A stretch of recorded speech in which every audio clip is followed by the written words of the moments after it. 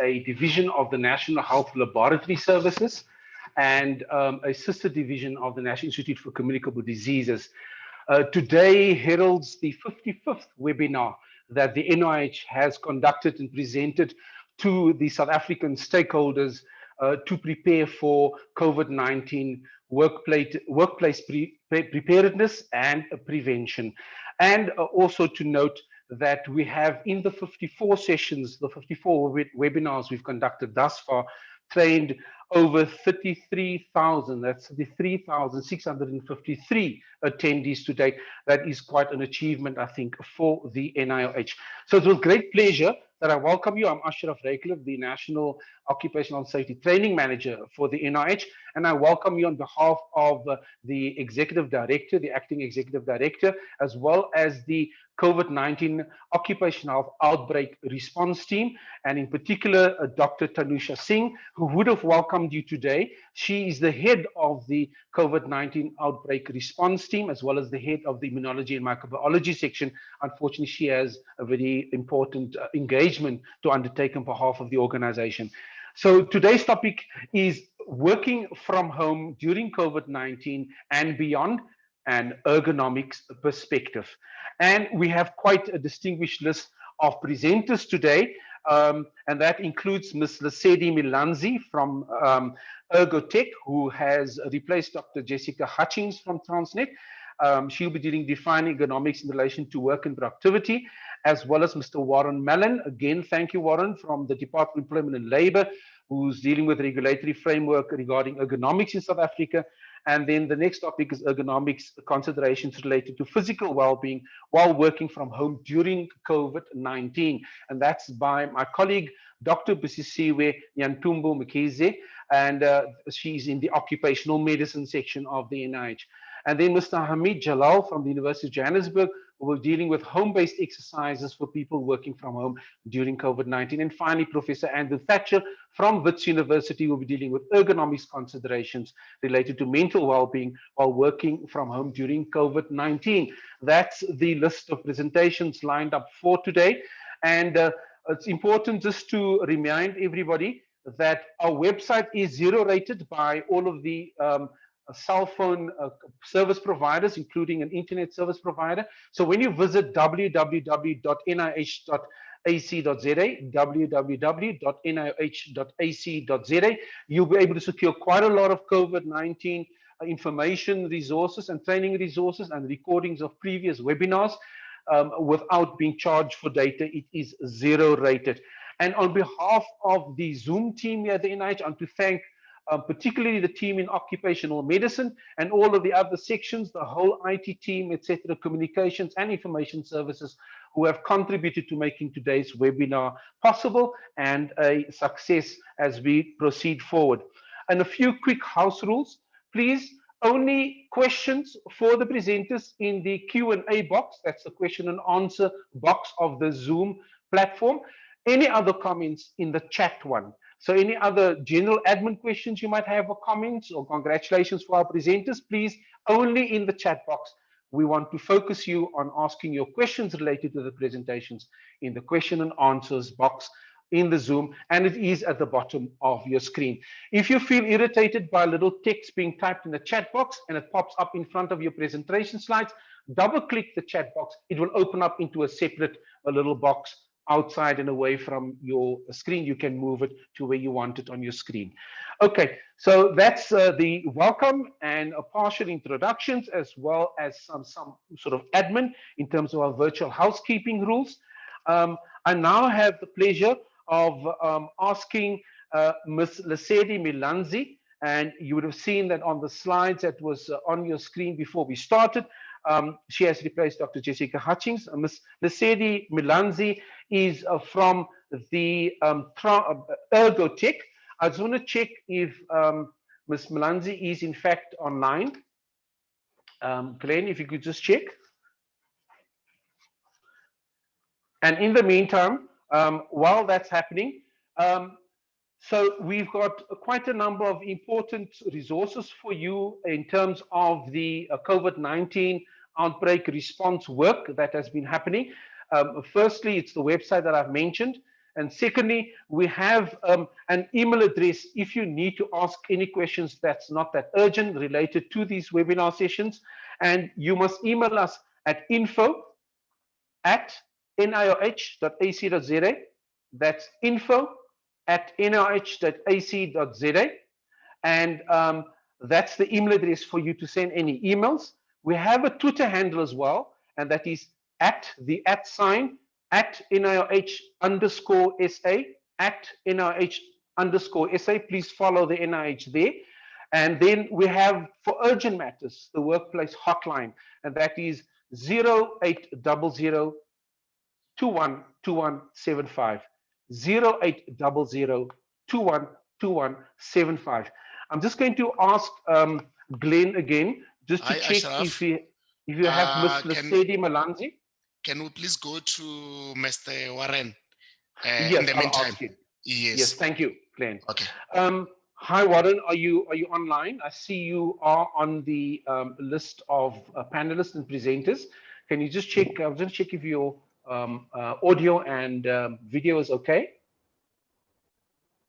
Hi, Ashraf. Yes, I'm Great. here. Thanks. We're moving up just to do your presentation as we are reconnecting. In the meantime, while Warren is preparing his presentation by means of introduction, Warren Mallon has worked at the Department of Employment and Labor from 2007 and spent 11 years as an inspector in the Department of Employment and Labor. He's currently employed as the Deputy Director in the Directorate Occupational Health and Hygiene at the Department of Employment and Labor. His current tasks include reviewing the regulations relating to physical stresses, noise-induced hearing loss regulations, environmental regulations for workplaces, and the ergonomic regulations, and facilitating the approval of occupational hygiene approved inspection authorities. Warren was one of the members of the technical committee who drafted and promulgated the ergonomics regulations that I think was officially announced at the end of last year in December. Warren has completed 4 qualifications, the latest in 2019, being a Master in Public Health, Occupational Hygiene from the University of Pretoria. His dissertation was on the occupational diseases in the construction sector. He's also registered with the South African Institute for Occupational Hygiene, SIO, as an occupational hygiene technologist and as a member of the South African Ergonomics Society. And with those few words of introduction, Warren, I'm going to hand over to you. If you could just, I think your microphone is already unmuted. Please proceed. Yeah. Okay. Thank you, Ashraf, for that introduction.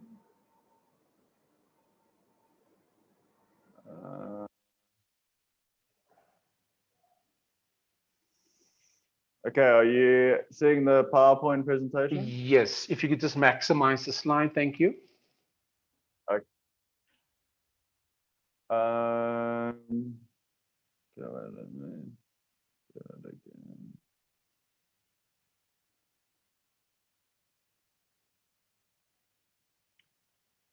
Thank you, Warren. Is that better? Is that on slideshow? Perfect. Your audio is good as well as your visual, and your slide is maximized. Thanks. Okay. Okay, thanks. Okay, thank you, Ashraf, and for NIOH for giving the department the opportunity to present today. So yeah, thank you for that introduction. So as previously said, my name is Warren Mallon. I'm a Deputy Director at the Department of Employment and Labor in the Directorate of Occupational Health and Hygiene, and I'm going to be presenting on the regulatory framework regarding ergonomics in South Africa. Okay, so there we go. Click, thank you. Okay, so I thought let's start off with the definition of what exactly working at home is. And you can see from the slide here that I got this information from the International Labour Organization. They've drafted a few very good documents with regards to working from home, and particularly with regards to this COVID-19 outbreak. Okay, so ILO stated that working from home is a working arrangement in which employees fulfill their job responsibilities while remaining at home. It can either be a temporary arrangement or permanent arrangement. And it also requires a shared responsibility between both the employer and the employees to ensure that business continuity and employment. Okay. So from that, obviously then in South Africa, in the workplace, the Occupational Health and Safety Act is the governing legislation which deals with health and safety in the workplace. So I thought we should start off with the long title of the act, and yeah, that is often not always looked at, but yeah, as you can see from here, what the act actually provides for is for the health and safety of persons at work, and then those in connection with the use of plant or machinery that might not be particular relevant from working at home. And then also the protection of people other than those at the workplace who may be, employees at work that may arise out of connection with activities at the workplace, and then establishing advisory council and matters connected thereof. Okay.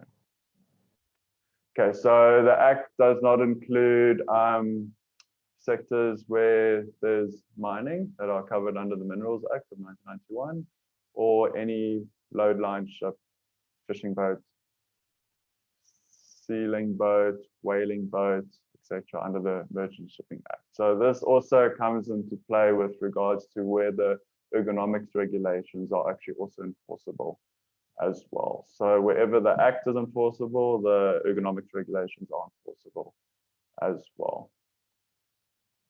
Okay, so I've identified a couple of, well, 3 important definitions from the OHS Act, which hope will provide some clarity of with regards to working from home. Okay, so the first definition is the definition of actually what work is.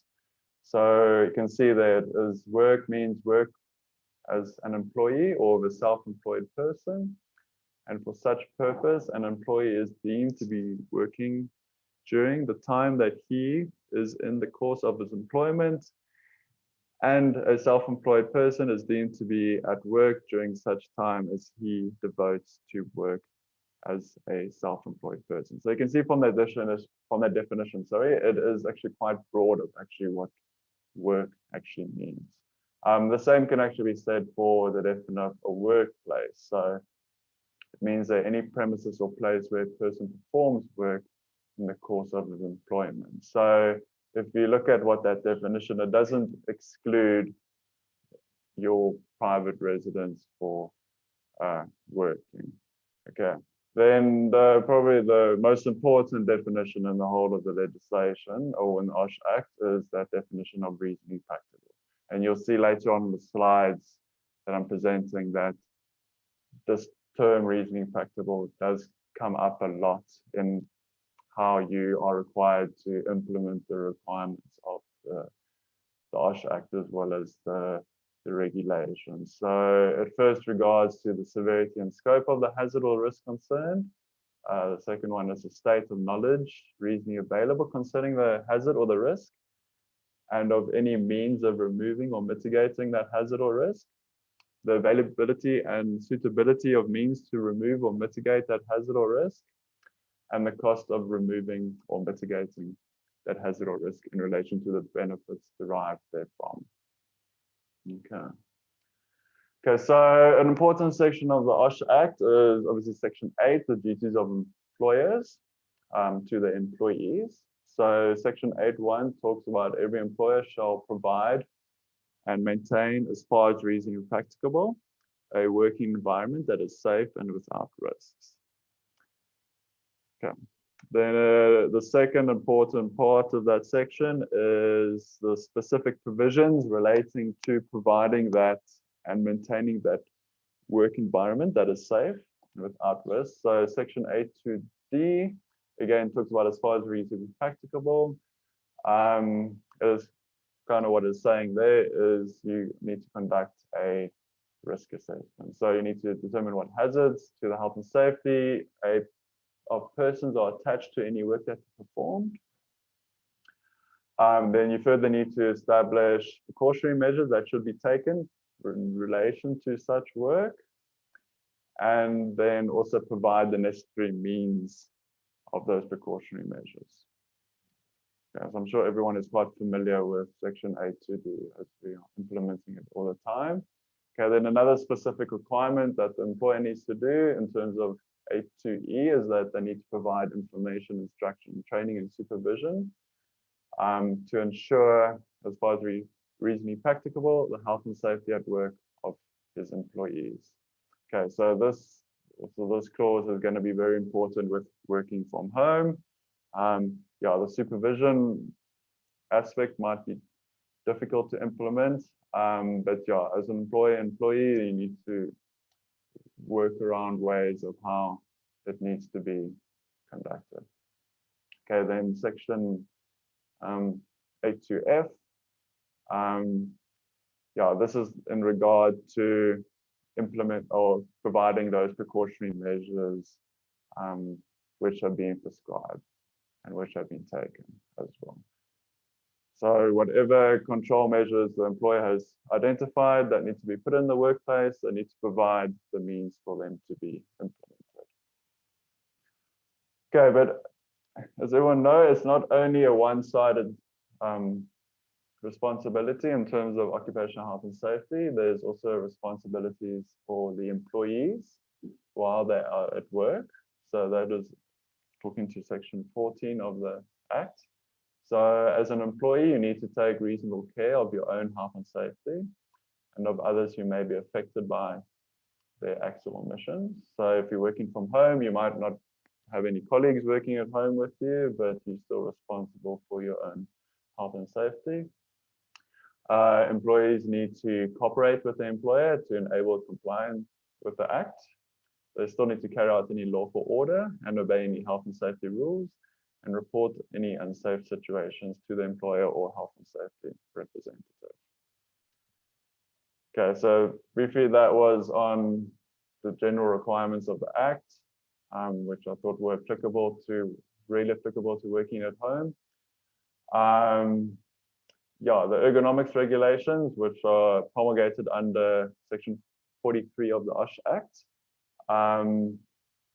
Yeah, they were promulgated last year, December, by the minister. So, but we can say just before this is, the department does have other regulations as well, which are also applicable at your household. Those, for example, is your electrical installation regulations with regards to certificate of compliance. That is also applicable in the house, and same with electrical machinery regulations. Yeah, there's also some requirements there that are also applicable at the house or working from home. So it's not only specifically to ergonomics, which is applicable to working at home. Okay, so these are just some of what the regulations include. So they look at definition, the scope of the application, information, instruction, training, duties of persons who may be at risk to exposure to ergonomic risks, then the duties of designers, manufacturers, importers, and suppliers, the risk assessment, the control of those risks, the medical surveillance, the maintenance control, the records, technical committee, and the offenses. I'm not going to get into each one of these details. I'm going to mainly focus on scope, information, instruction, and training, and the duties of those who may be at risk, and then obviously the risk assessment and your control. Okay, so sorry about that. Where are we? Okay, sorry. Okay, so the scope of the regulation, as I mentioned earlier, the regulations are all applicable where the OHS Act is applicable. Okay, so, and this regulation does apply to any employer or self-employed person who carries out work at a workplace, which may expose any person to ergonomic risks in that workplace. So as mentioned previously with the definitions of a work and a workplace, they are broad and may include working from home. And then it also applies to designers, manufacturers, importers, or suppliers of machinery, plant, or work systems to be used at the workplace. Okay, so the risk assessment. Okay, so regulation 6 of the ergonomics regulations requires that a risk assessment must be done Okay, so in this period of people working from home, it may be difficult for the employer to conduct a risk assessment at an employee's home, but that's where that cooperation, as in terms of Section 14, comes into play, where the employee and the employer need to work together and sort out how they are going to conduct this risk assessment. Okay. And there are also some risk control measures which the employer may be able to implement, even though they don't have full control at that workplace, if it's at an individual's private residence as well. Okay, so going on to controls, I'm sure everyone is familiar with the hierarchy of controls. So just put them up there. You start with your elimination, your substitution, your engineering, your administrative controls, and then finally your personal protective equipment. So through this risk assessment process, in collaboration between the employer and as well as the employee, you need to determine which of these are implementable. So, you know, eliminating, is that implementable? Yes or no? If it is, that's then eliminating the hazard completely. Substituting, are you able to substitute working from home? Yes, no, but yeah, as again, it comes down to individual situation. Engineering controls. So then again, this comes into play with administrative controls, where you can still inform the employee, if they're working from home, how to set up a well-designed and workstation, as well as the layout of that workstation. Okay, so that they're working with as little exposure as possible to any ergonomic risk factors. Okay, then your administrative control. So this is quite important here when your information, instruction, and training comes into play. Yeah, you can still provide similar information to an individual that are working at a, say for example, at a desk at an office place, to a desk at their home environment. The hazards should be quite similar in what they're exposed to. Okay, then you got your risk assessment, which needs to be done, and then also limiting the hours of exposure. So I think this is quite a hot topic at the moment, where people are working from home, but then employers tend to extend the working hours of the employees. So yeah, that needs to be looked at afterwards. And then lastly, if there's any personal protective equipment which is applicable, that can be used as an employer. But I think the main aspect is that it's a combination of these different controls which will best reduce the exposure to as low as reasonably practicable. Okay, so risk control in terms of the employer. So again, I got this information from the International Labour Organization. Okay, so they've just given some examples of what an employer can do in order to reduce risk. So they start off there that the employer needs to ensure that workers perform safely from the home place. They can adjust to the tasks and ensure that they are done safely, that the correct equipment and tools are available to the employee. There's accountability for employer, that equipment and tools are provided to the employees. Employees are provided with information, instruction, training, and supervision. There's reasonable accommodation for employees who have disabilities. And they make arrangements for employees with regards to their physical and mental welfare as well. So these are kind of in relation to Section 8 of the Act. So going further to what the ergonomics regulations specify in terms of information, instruction, and training. So yeah, just because an employee isn't sitting at a workplace, it doesn't mean that they can't receive information from the employer with regards to what they are exposed to at any workplace, no matter where it is. So I'm sure everyone is familiar with what is required in terms of the scope of the training program that must be provided in terms of the ergonomics regulations.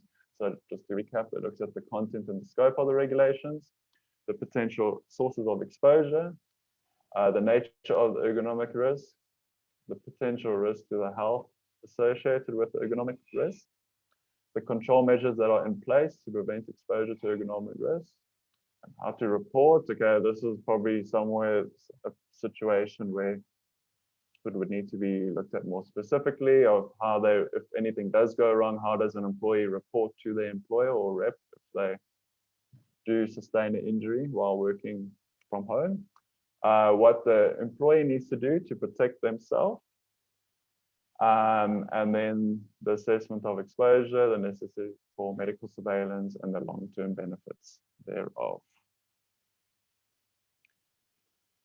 Okay, so going into the duties of those at risk. So this is regard to any person who may be exposed to ergonomic risk. Obviously, they must obey a lawful instruction given to him or her by the employer, or anyone authorized on behalf of the employer. So this ties back to section 14 of the OHS Act.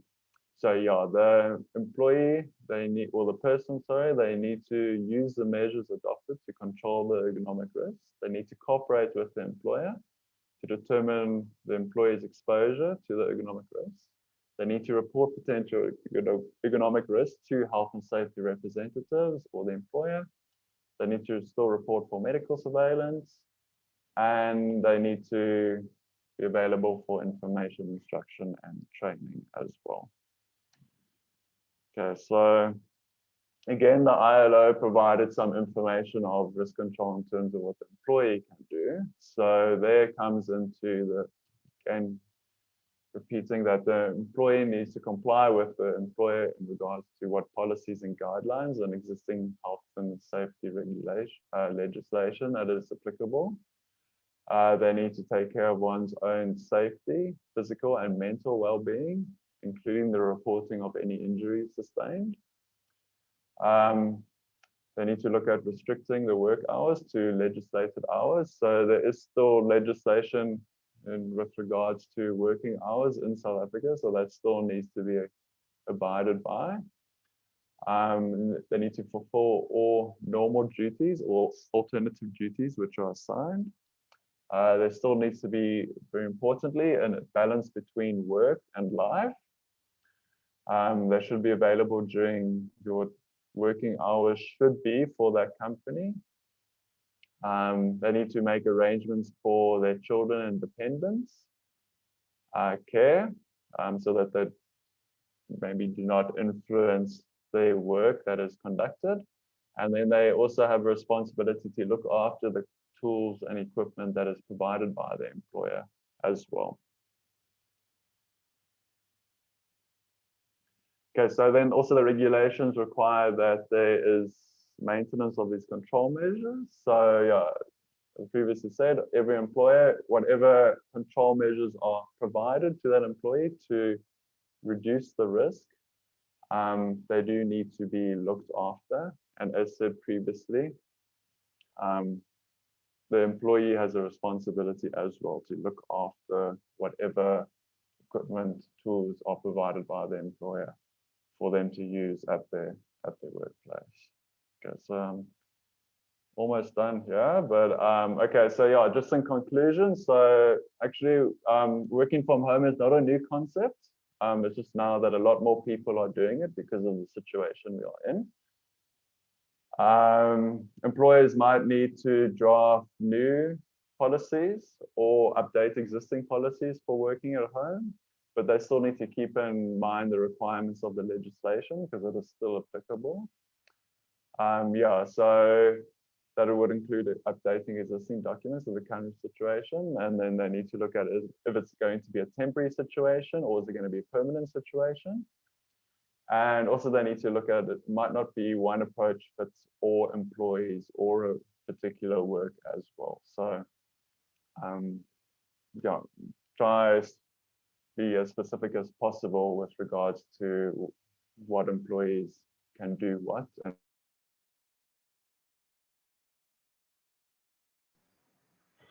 Hi, are you there, Warren?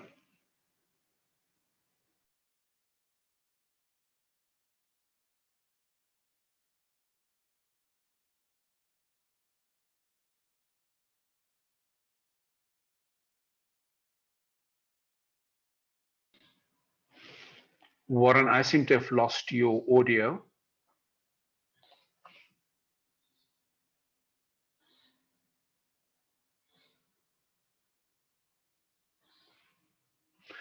Just a check with Glenn. Yes, Ashraf. You can hear me, thanks. Okay. Yes. So thank you very much. That was Warren Mallon from the Department of Employment and Labor. Warren is responsible at the Department of Employment Labor as the Deputy Director in the Directorate Occupational Health and Hygiene, and has been responsible for quite a number of key regulations, as well as involvement in the ergonomics regulations itself. So thank you for that, Warren. A reminder to everybody, please just type your questions in the Q&A box and all other general comments in the chat box. A quick shout out to Kim Lebotchi. Thank you very much for the thanks and what was that? Gratitude expressed, not just to the NIH, but also to our presenter. Thank you for that. Our next presenter is Ms. Lesedi Milanzi. She's going to be looking at defining ergonomics in relation to work and productivity. Lesedi, I see that you are online. If you could just unmute your microphone and prepare your slides, please. And as a means of introduction to Lesedi, Lesedi Milanzi is an ergonomics consultant at Ergonomics Technologies, which is a research and development department of the Armaments Corporation of South Africa, and that's ARMSCOR, where they provide an ergonomics consultation service to the South African Department of Defense and commercial clients. Lesedi Milanzi is a certified ergonomics associate registered with the Ergonomic Society of South Africa, and Lesedi has 12 years of ergonomics research work experience and have obtained through her employment with the Council for Scientific and Industrial Research, that's the CSIR, who's celebrating, I think, their 50th birthday this year, where she conducted ergonomics research on the mining industry for 6 years. She has also done ergonomics research for the informal economy or sector, the informal sector. She currently conducts ergonomic research for the SANDF, where her area of specialty is in extreme performance, which entail investigation of soldier performance during exposure to extreme environmental conditions. And with those few words, I welcome you, Lesedi, and I see your screen is maximized, although it's on its side at the moment. Oh, I think you may have changed your presentation. So you've got probably your big screen on, and I think you need to just share your presentation slides again. So whilst Lesedi is sorting out the slides, good morning, Lesedi. Yes, your slides are full screen. I'm going to hand over to you. I can hear you. All right. Good morning, Mr. Raycliffe, and thank you for this opportunity and for the introduction. My presentation is basically going to cover as you have already mentioned, the Hi, ergonomic principle. Lesedi. Okay, Good now morning. it's on full screen because we're seeing a different screen. Now it's on full screen. It's fine. You can continue. Thank you. So I was saying my presentation is going to give a brief background on what ergonomics is, especially in a South African context. So I'm going to look at two different sections. I'm going to be giving the theoretical background of ergonomics, but also providing the application of these principles in real work environment. And I'm going to be drawing on my different experiences in the mining industry, in the military, in the informal sector. So my presentation will basically give you an introduction of where we are as South Africa in terms of ergonomics. I'll give you the two-fold objectives of ergonomics, or the reasons why we do ergonomics. I'll touch on the systems approach, which is the basis of ergonomics, and also engage in a discussion where I will look at the different domains of specialization in ergonomics. I will also just give a brief a brief of what the COVID-19 pandemic has affected, how it has affected, or how it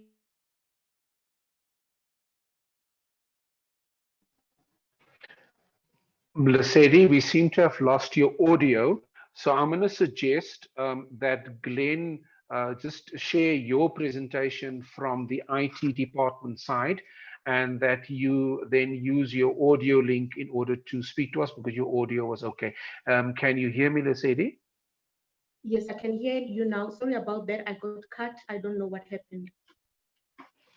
Can you see my screen now? At the moment, we can't see your screen, Lesedi. If you could just share it again. Okay. Can you see it now?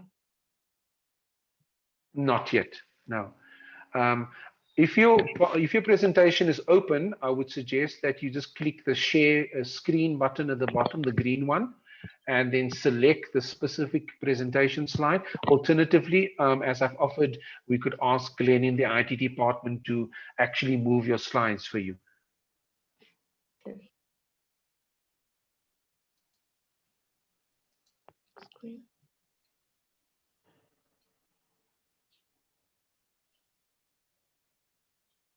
Okay, you're sharing now. I can see that you're starting to share, but we don't see your slides yet. Okay. It has disappeared again, yeah. How about now? Not yet. Okay, so a reminder while Lesedi is just preparing our slides, given that we have had to move to online technology in 2020 under the pressure of COVID-19 and the impact of this virus on our ability to meet face-to-face and have these sessions now online, these are some of the technical challenges we do face. Presenters are presenting from their own offices or home offices, and so I'm going to, yes, we can see the screen. However, if you could just open your presentation slides. And so a reminder to everybody, please visit the NIOH website. It is zero rated by all of the cell phone service providers and the internet service provider. And all the COVID-19 resources are there. Thank you, Lesedi. I can see your slide on full screen now.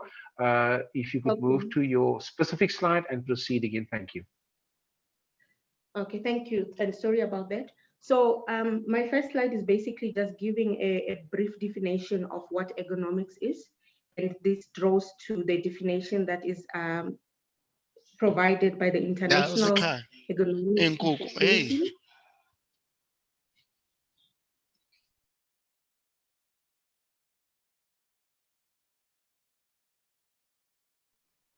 Sorry, Lesedi, please proceed. Just unmute again.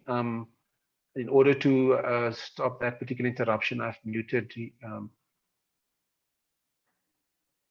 So Lesedi, if you could just unmute again. Apologies for that. Your microphone.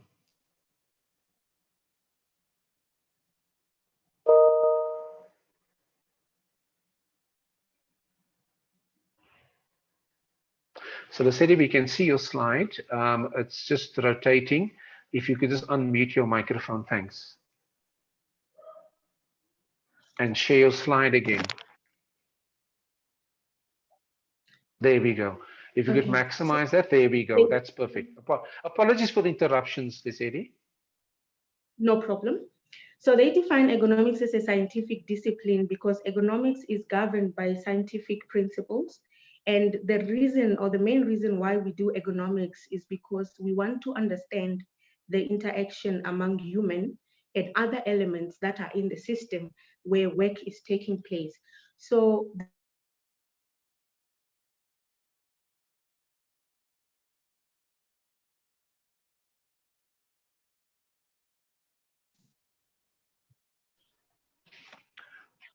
Hi, Lesedi. It seems like your slide has been interrupted again. I'm going to ask Glenn just to share the slides from his side.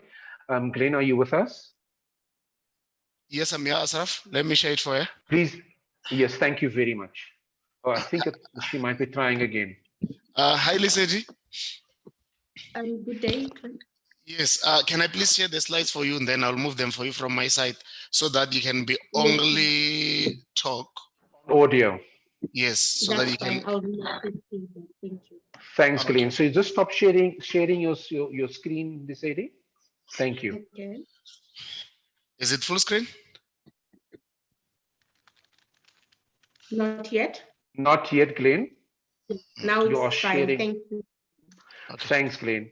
Thank you, Lisady. Please proceed. So you can go, please, to my third slide. Okay.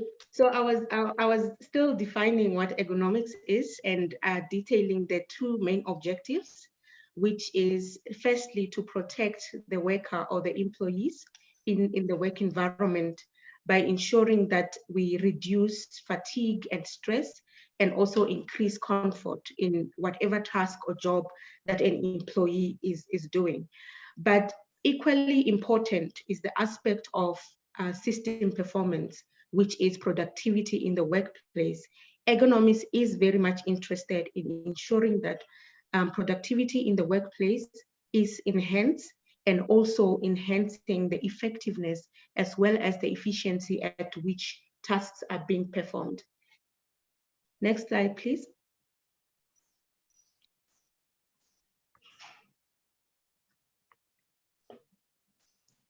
You can go to the next slide, please, Glenn. So as Warren has already, no, the previous one, please.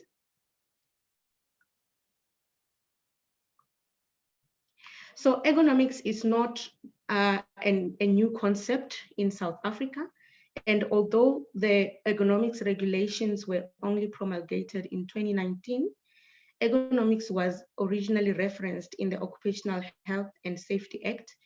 And as Warren has already went through the ergonomics regulations, these are basically the guidelines or the regulatory framework that governs how ergonomics must be done in the workplace. So as is, the ergonomics regulations is included in the Act, amongst other regulations that governs the health and safety in the workplace, such as your noise-induced hearing loss regulations, your hazardous chemical substances, as well as general safety regulations. Thank you.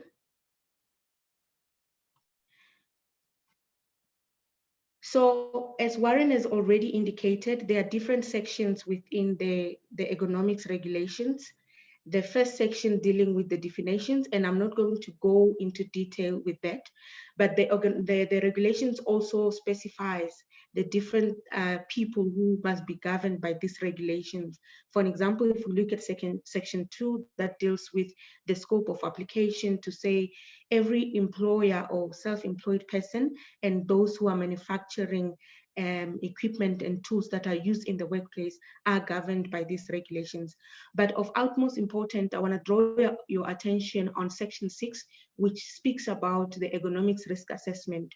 So in that section, it gives a detailed definition or explanation of the process of the risk assessment, as well as the content in terms of what should be in the risk assessment, including your hazard identification, as well as identifying homogeneous exposure groups, which are basically people who are in the workplace and are exposed to at least 80% of the same ergonomic risk in the workplace.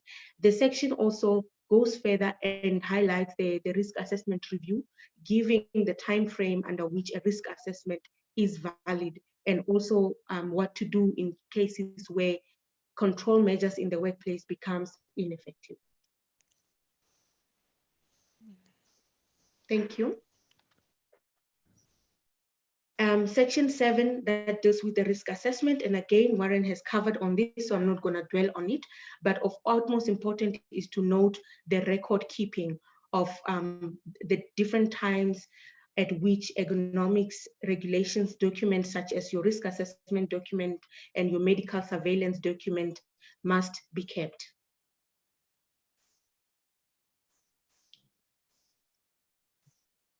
Thank you, Glenn. So on this slide here, I'm going to take you through what we define as an ergo system. So an ergo system is basically a system that is composed of 3 different components. In the middle of the system is the human being, who is the worker. And we have a task that is being performed, which is the second component of the system, and also the environment at which work is taking place. When we look at the worker, there are different characteristics of a human being or an employee that can determine whether they can perform the tasks effectively or not. Or these characteristics can also hinder or promote productivity. Things such as age of an employee, mental and physical state, but the most common one being gender. And there's been studies, scientific studies, that have shown the different physiological biomarkers that are different when comparing males and females, that can therefore determine how performance differs between the two genders. When we look at the task itself, there are two different groups that we group tasks under. The first one is the physical demand as well as the cognitive demand. The physical demands deals basically with whether the tasks uses certain tools and equipment, and also the overall task design. In an office environment, for an example, we are looking at interaction with technology and also interaction with computers. Looking at cognitive demands, cognitive demanding tasks are most characterized by workload, fatigue, as well as attention and memory. So those are the cognitive attributes that are required in order to perform a cognitive demand. But it must also be noted that a task cannot be entirely a physical demanding task or a cognitive demanding task. And in most cases, the two are intertwined. But whether to classify a task as physically demanding or cognitive demanding will depend on the percentage of the attributes that are needed to execute the task. When we look at the environment, there are also two groupings. There is the first one, which is the organizational environment. And when we talk about organizational environment, we are talking about the overall management of an organization, where we're looking at policies and procedures that governs an organization. And this is where we have things such as shift work scheduling, which has become very common with the pandemic or COVID-19. The last one under the environment is the physical environment. And this basically speaks to the environment at which work is taking place. And this is most commonly where the profession or the discipline of occupational hygiene stems, where they look at the environment itself, where the work is performed, and where employees are exposed to environmental stressors such as noise, vibration, lighting, dust, or heat. You can go on. But also with the introduction of COVID-19, we have seen that working from home has now changed the traditional ecosystem and has introduced more challenges, because instead of now dealing with a work environment or a task that was designed for a specific purpose, some of the workers are exposed to now hazards that are introduced when they have to work from home. In situation where workers are no longer working in desks for those who work in offices, and now they have to work sitting in couches, for an example, that introduces more ergonomic risks. We're also looking now at other additional stressors that have been added to the worker, him or herself, when looking at the physical and the psychological impact of COVID-19. And also, as I've mentioned, with the environment, the introduction of having to work at home, introducing other challenges. Thank you.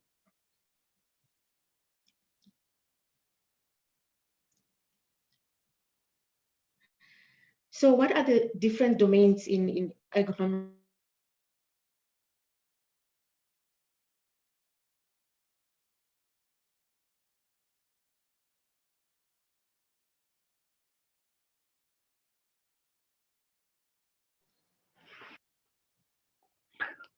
Hi, Lesedi. Okay, there you are. You're back. Thank you. We lost your audio for a moment. Okay, so with the domains of specialization, physical ergonomics, we have domains such as specializations such as human anatomy, biomechanics, physiology, as well as anthropometry. The second one is the cognitive ergonomics, which basically deals with cognition and mental processes. And the last one being organizational ergonomics, that deals with the overall management of the organization. Thank you. Next slide, please. So going deeper into physiology, this is basically the science of mechanical, physical, and biomechanical functions of human. And by physiology, we get a framework in order to understand how the human body adapts to stresses in the workplace, as well as the physical activities that the human body is exposed to. There is a very well-known or common index that is used to measure this physiological strain index, which is called the PSI. So what the PSI does is it determines the impact of the environment or the environmental temperatures and other stresses and the physical work that the person is doing. And it's based on two parameters, which is the core body temperature and the heart rate. So those two parameters are able to depict the combined strain that is reflected by the human cardiovascular system, as well as the thermoregulatory system.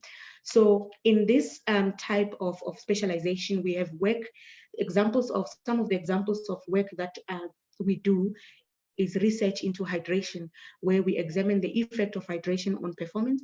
We also have projects or work pertaining to the protection strategies of environmental hazards. And these include stressors such as vibration exposure and impulse noise exposure. And this is very much common in the military, where soldiers may be exposed to gunshots sounds. Thank you. Moving on to anthropometry, this is basically the field of ergonomics that deals with human body measurements and proportion using different tools. And they are two different classifications based on the tools that are used in anthropometry. The first one, we have what we call one-dimensional, 1D. So this is basically a field that uses traditional measuring equipment, such as tape measures and skin fold calipers to gain information on body dimension. We also have what we call the 3D, which uses more sophisticated technologies such as scanners. So we have different types of scanners that are used to measure different types of dimension of the human body. So we have foot scanners, head scanners, as well as whole body scanners. Apart from that, we also have what we call traditional and incumbent anthropometry. In traditional anthropometry, this is basically measuring the human body in the minimal clothing to get as the dimension of the body without interference of other things such as PPE and tools. But when we look at incumbent, this is the measurement of a worker when the worker is now imposed on with PPE or other tools or equipment that they need to perform a task. And this is very important when looking at, for an example, the first picture or scan where it shows the traditional anthropometry. For that person to ingress or egress a vehicle, for an example, it would be easier as compared to someone who has tools and equipment or carrying bags that they need to perform their task. And a good example of this would be in the mining industry, where miners, when they go underground, they need to have their rescue packs with them. So the field of incumbent anthropometry will take that into account when measuring body dimension. Thank you. On this slide, you see now the practical application of anthropometry, where the Department of Trade and Industry and Competition has issued guidelines in terms of the dimension that must be used to measure the masks that the people must wear to protect against COVID. So the dimensions are based on the principles of anthropometry. And on that slide, I show you the two different types of masks that are designed for an adult, but because they were designed using two different database systems for two different populations, the dimensions then differs significantly. Thank you.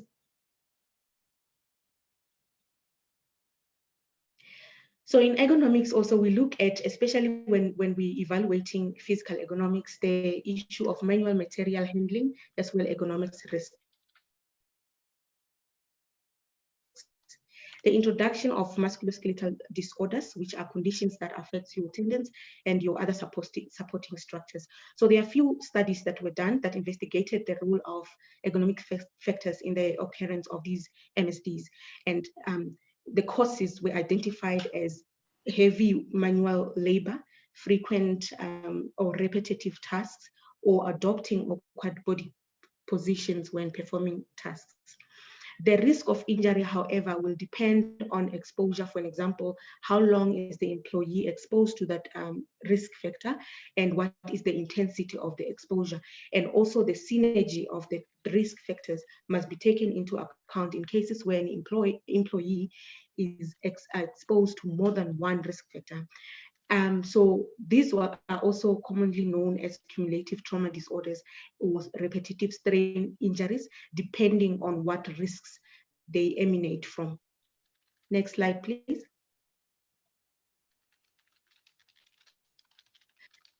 So now looking at the musculoskeletal disorders and COVID-19, there is a study that was conducted which investigated the impact of COVID-19 quarantine on low back intensity and prevalence.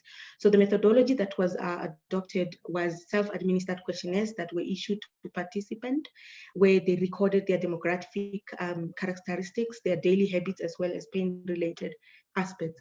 And it was found in this study that there was an increase in the prevalence of low back pain in participants who were in quarantine because of COVID.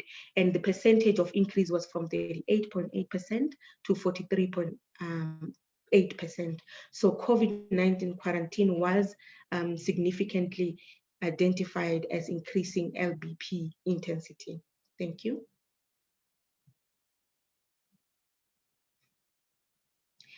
Now moving on now to the second cognitive domain, which is cognitive ergonomics, basically assessing mental processes while performing tasks. And most commonly, this is found in workplaces where they do more paperwork, like your office environment, where there's a lot of human-computer interaction. Also in simulators where training is provided through simulation. And just to contextualize it, or to look at this from a COVID or pandemic point of view, the COVID-19 has now introduced virtual platforms as a norm in terms of how people do work and also providing training. But then how do we know that the same training results that are transferred using contact training are the same results that are transferred using a virtual training? So those are some of the challenges that unfortunately COVID brings into the workplace, because virtual platforms are not the same as contact. And therefore, what does that then mean? Are there other challenges or risks that are being introduced when these virtual platforms are used instead of our traditional contact training and performing tasks? Thank you. The last cognitive domain is organizational ergonomics. And as I've said previously, it deals with optimizing your socio-technical systems in the workplace. So this includes organizational structures, your policies and processes that you have in your work environment to govern employees. And more common work that is performed in this regard is with shift work as well as fatigue. And I want to just highlight one of the projects that focused specifically on this, which was conducted by the Mine Health and Safety Council, where they designed a culture transformation framework for the Mine Health and Safety in Council, so that the framework can be used to transform the culture in the mining industry.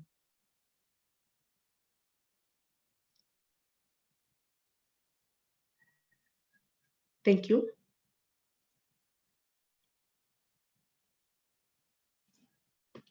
You can show the whole slide, please, Glenn. So when looking at fatigue specifically, and looking at how this has impacted the health sector because of COVID, there has been evidence of rising levels of fatigue, especially in hospitals that dealt with the COVID-19, and due to the heavy workload and other complications that were introduced because of the virus. So workloads exacerbated by increasing of, for an example, patient acuity as well as high patient volume due to the growing number of COVID-19 has made fatigue a huge stressor in the health sector. Next slide, please. Okay. So then how does one manage ergonomics in the workplace? There is what we call an ergonomics program, and it is governed by the different steps or approaches. And the main aim of having a program like this in the workplace is so that ergonomics risks are mitigated for, and that there is an evaluation process to evaluate whether the control measures that are put in the workplace are effective, and if they are not effective, then external or extra measures can be put in place in order to mitigate the risk factors. So the first step basically deals with increasing the ergonomics awareness, making sure that the employees understand, because although ergonomics has been referenced in the Occupational Health and Safety Act, it is still pretty much in the infancy stages where not most people are familiar with the principle of ergonomics. So increasing ergonomics awareness, very critical, and also establishing ergonomics work groups in the workplace and defining what the goal of the program is, so that at the end of the day, it can be measurable whether those goals were achieved or not. Also of most important is conducting a baseline ergonomic evaluation in the workplace and developing intervention that governs or control for any risks that were introduced or were found in the baseline ergonomic risk assessment. And finally, evaluating whether these strategies that were put in place are effective.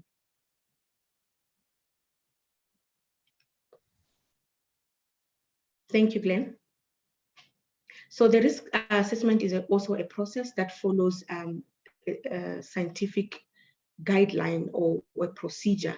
So when you're conducting an ergonomic evaluation, there is what we call the method of risk evaluation.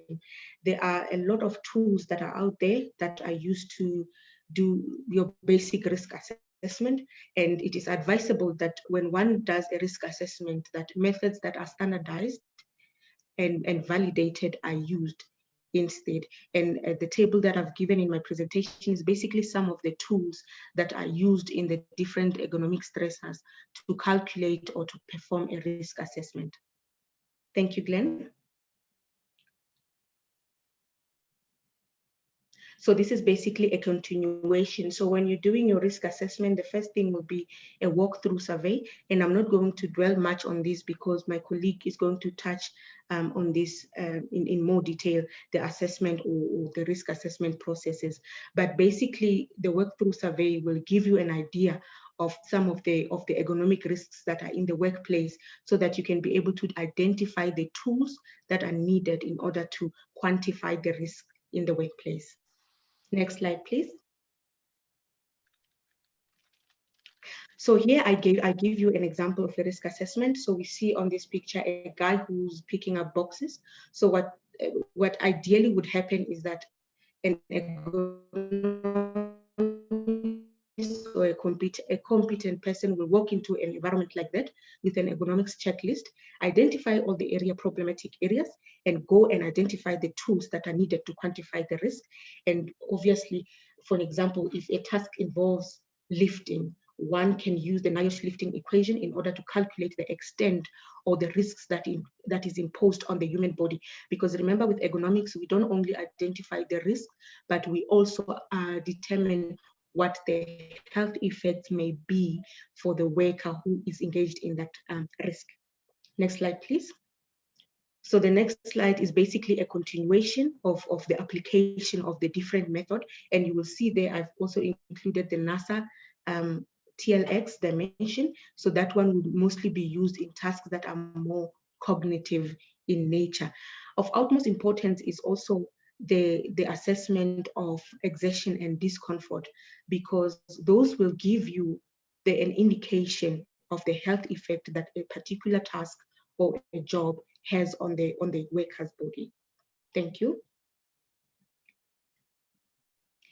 And in conclusion, I just want to highlight that ergonomics, or human factor has continued and has played a huge role in minimizing the impact of COVID-19 on workers and the workplace. And I've given an example where the field, for example, the field of anthropometry was used in the prescription of the different dimension that must be used when people are designing masks that people must wear. And this was all done in order to protect the workers and also to optimize productivity. Ergonomics knowledge, however, and knowledge must always be something that organization strives for. And I've mentioned this previously to say ergonomics is still very much in infancy stage, and therefore training is required so that people understand the risk factors and how to identify them in the workplace. Thank you very much. Thank you very much for that. That was Lesedi Milanzi from Ergotech, and she has presented to us the definition of ergonomics in relation to work and productivity. Thank you for that, Lesedi. I move on immediately to Dr. Busisiwe Nyantumbo Mkhize. She's a colleague within the National Institute for Occupational Health in the occupational medicine section, and is our ergonomics specialist within that particular section. The topic that Busi is covering today is the ergonomics considerations related to physical well-being while working from home during COVID-19. And while Busi is unmuting her microphone and preparing to share slides, otherwise, Glenn could also assist you with that, Busi. Reminder, please only type your questions in the Q&A box. That's the question and answer section, and your general comments in the chat box. Please visit the NIH zero-rated website, that is www.nih.ac.za, www.nioh.ac.za, and there you'll find quite a lot of the COVID-19 webinars we've conducted. Today is the 55th webinar since the 9th of March this year. And we have covered, as I've mentioned at the beginning of our session, 33,653 attendees, 33,653 attendees, quite an achievement. Thank you very much, Busi. I see that your slides are in a maximum, and I'll hand over to you.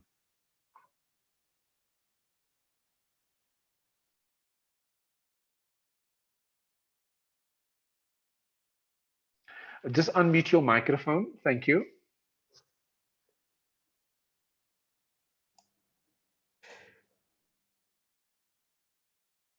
Thanks, Ashraf.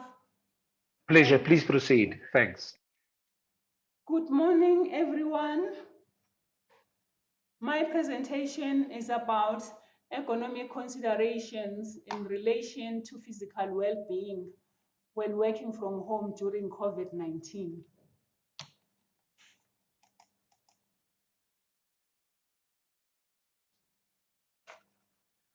The declaration of COVID-19 as a pandemic by the WHO has brought changes to life in general and to working life in South Africa. This has resulted in a number of containment measures for COVID-19, which has been put in place, such as hand washing, wearing masks, and social distancing. In order to limit the spread of the virus, workers have been asked to work from home. So working from home can be defined as use of information and communication technologies, such as smartphones, laptops, and desktops for the purposes of working outside the employer's premises. The term is used synonymously with teleworking, telecommuting, and remote working. According to the ILO, about 18% of workers in countries with infrastructure to enable ICT have occupations suitable for working from home. Of importance is to have business continuity, maintain productivity, and preserve jobs while safeguarding the well-being of workers.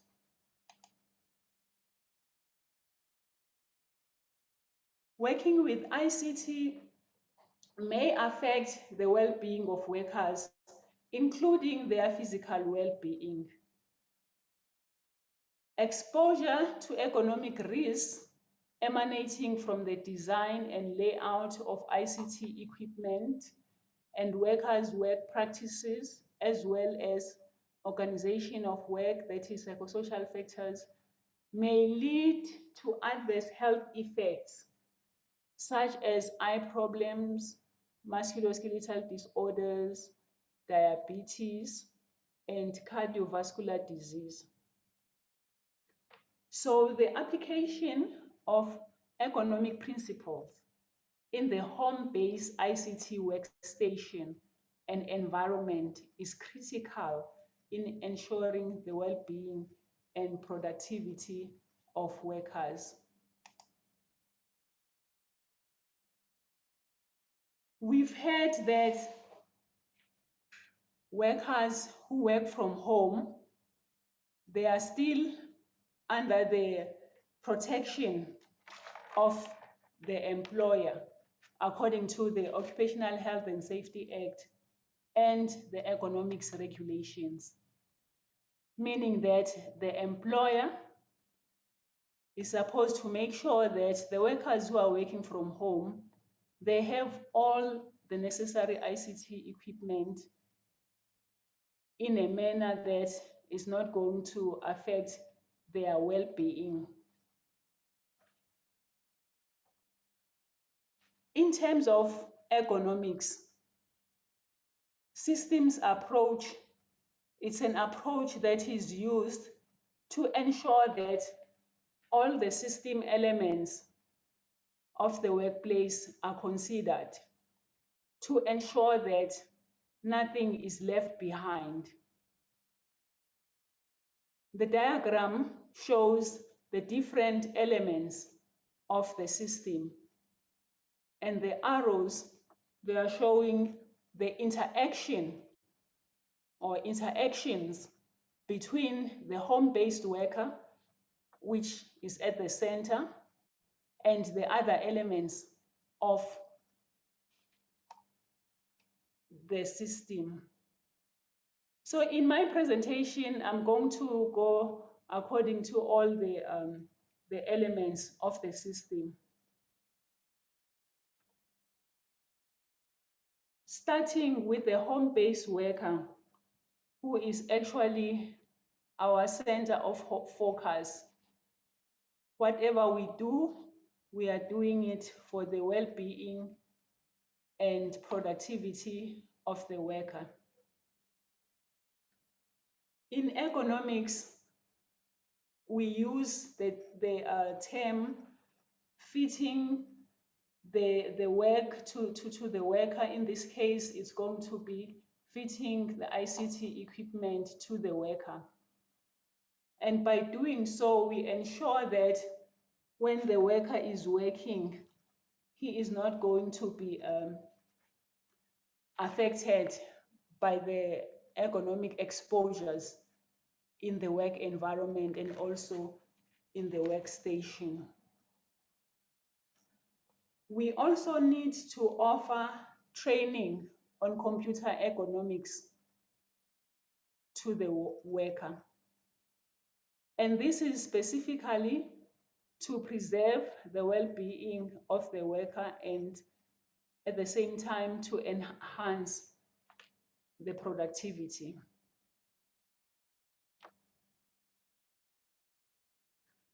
So in terms of ergonomics, to ensure that there is a fit between the ICT equipment and the worker, it is important that the equipment that is provided to the worker is proper in terms of design. And that design has got certain features. For instance, looking at the desk, we have to ensure that the desk is big enough to accommodate all the work materials. And the desk has got rounded edges. And the surface of the desk has got a matte surface. Coming to the chair must be adjustable in height, backrest, and armrest. And the material covering the chair must be breathable. The seat pan of the chair must have a rounded front edge. And the base must have 5-star with casters, and it must be able to swivel, and also the controls on the chair must be easy to adjust in a seated position.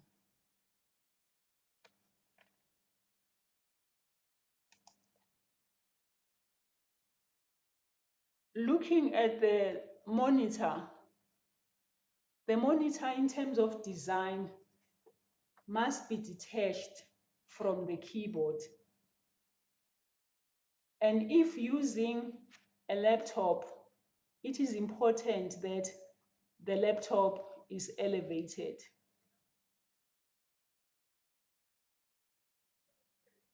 The keyboard, as mentioned above, must be detached from the monitor, and the mouse must fit the hand.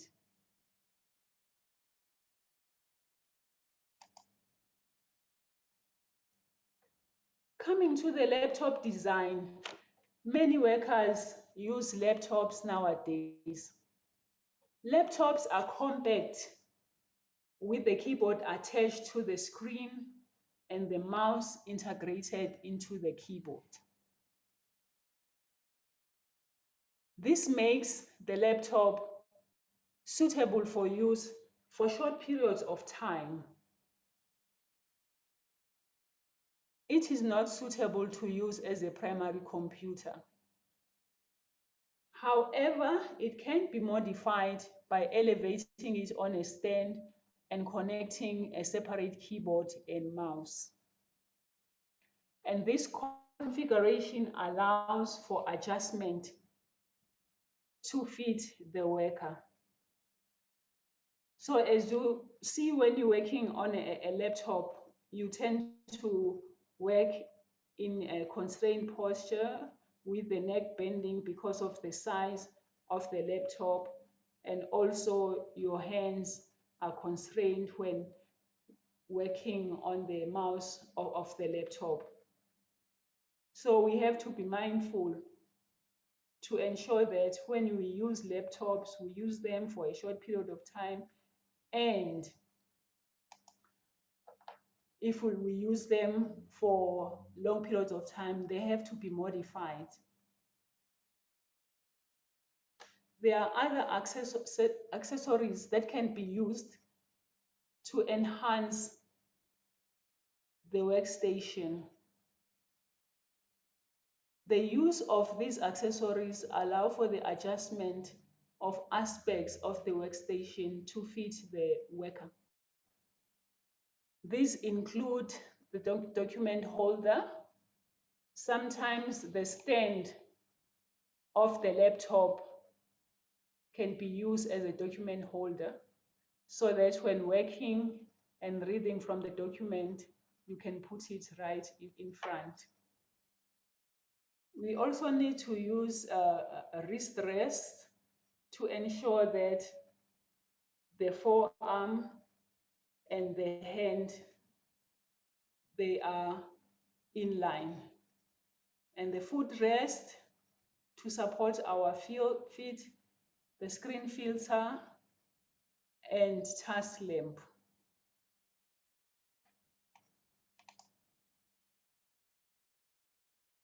Now that we have the design, the proper design of the equipment, the ICT equipment, it is important that the equipment is put together or set up in a certain way to ensure that it is going to fit the worker.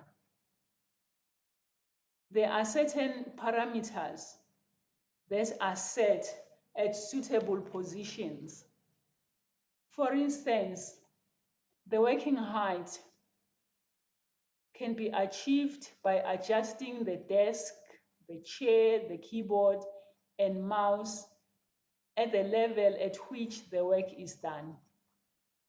So when working on a computer, this is the level at which the work is done. So it is important to adjust the chair to ensure that your hands are at the level of the keyboard. And this allows good posture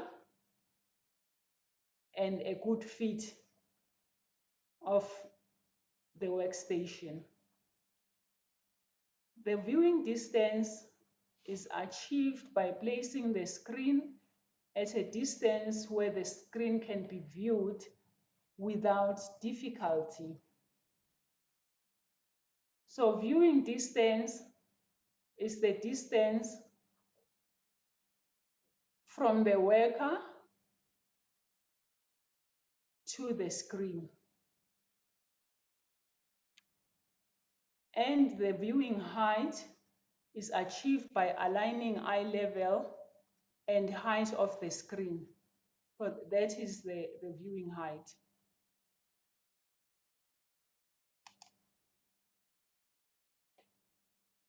Sometimes the monitor or the screen can be angled to ensure that the screen is at the correct eye level.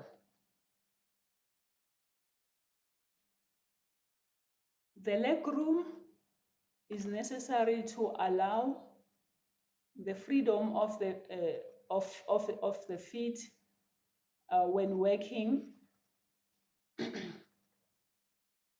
A thigh clearance, it allows thigh freedom of movement when working. So thigh clearance is the space underneath the desk. And then the footrest is important to support the feet.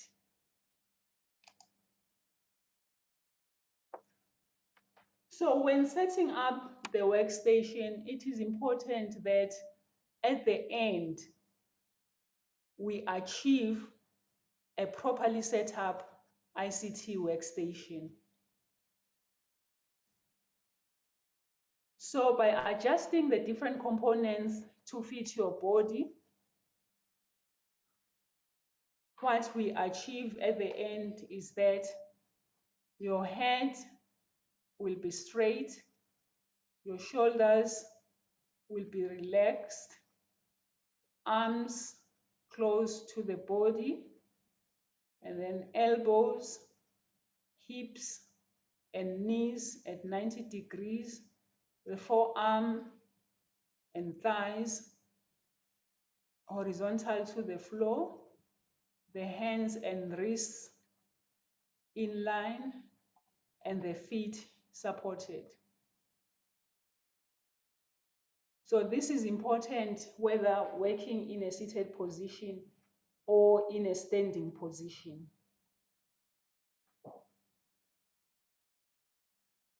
And it is important to note that this is when you are setting up your workstation. But when you are working on that workstation, it is important that you move now and then, because there is no way that you can sit in one position for a long period of time. But it is important to ensure that most of the time your body is at a neutral position.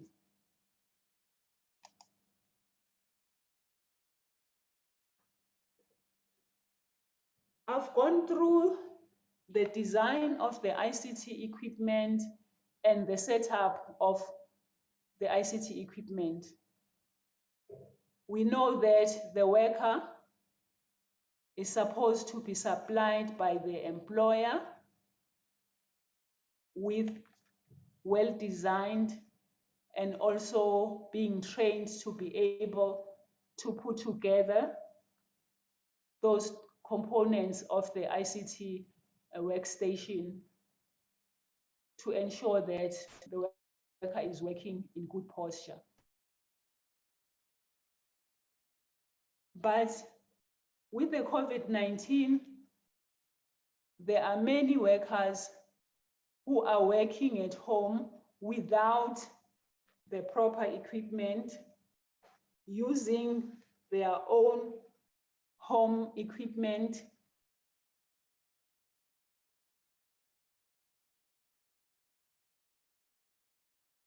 This equipment can actually be put together in a way that they can provide the good posture that we require. But this is taken to be of a temporary nature. So for instance, at home, you might have a chair that is not adjustable. So to achieve working height, you might have to put a cushion on the chair so that you are elevated, and also another cushion at the back to provide lumbar support.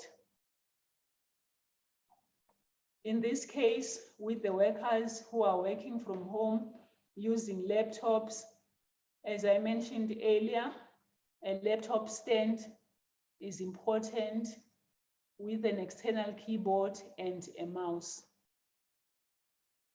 But workers can also use boxes to put under the laptop to elevate it to correct viewing height. Workers can also, as I've mentioned in this case, elevate the working height by using cushions and a box, to support the feet. So it is important that whilst working from home, you work in good posture so that you do not develop problems. Well-being is taken care of by ensuring that you are able to put your workstation together in a way that I have explained.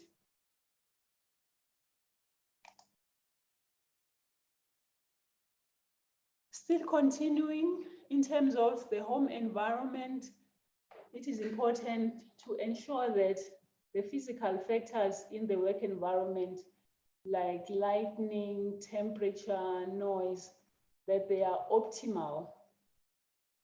Because if they are not, it means that you're not going to be working in good posture. In terms of lighting, of course, if you can't see the screen or can't see your work, then you're going to try and work in awkward posture to get closer to your work. In terms of temperature, cold temperature can actually affect your posture, by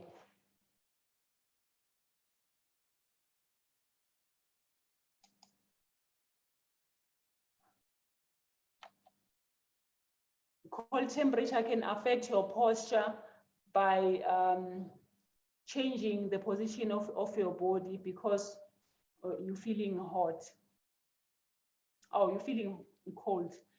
And then in terms of noise is actually a stressor. It affects your muscles and can make your musculoskeletal system vulnerable to ergonomic hazards.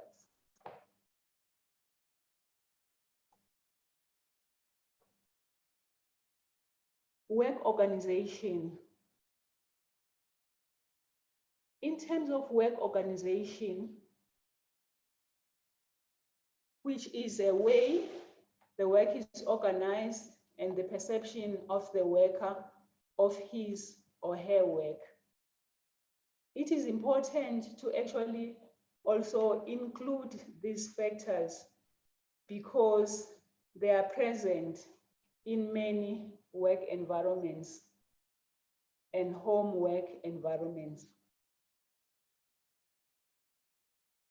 These factors include job demand and control, job insecurity, social support, working under pressure, and working on producing a certain number of target items. The presence of these factors may interact with other ergonomic risks, thus enhancing the development of adverse health effects. So they should also be taken into consideration.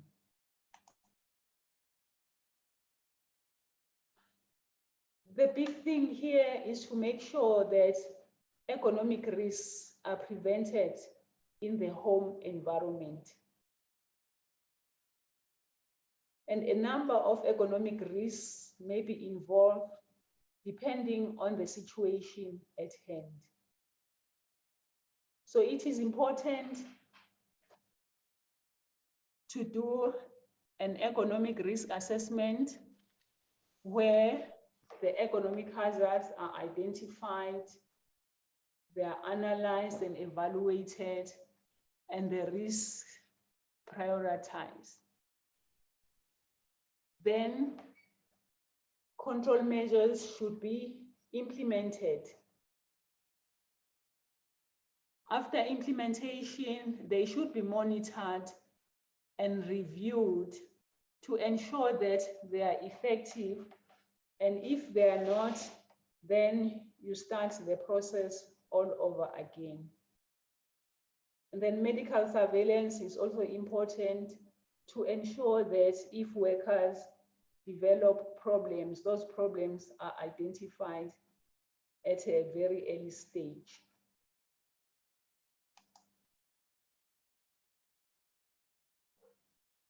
Training is part of prevention. So it is done by promoting awareness on various ergonomic risks associated with adverse health effects, and also educate ICT workers on healthy work practices.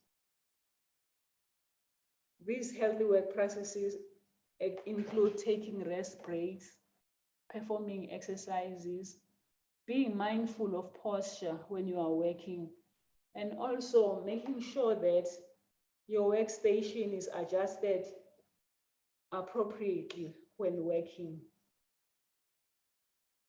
It is important to note that the availability of adjustable ICT equipment alone is not going to prevent the occurrence of adverse health effects. For instance, ICT equipment may not be adjusted due to lack of knowledge. So ongoing education is recommended for reinforcement.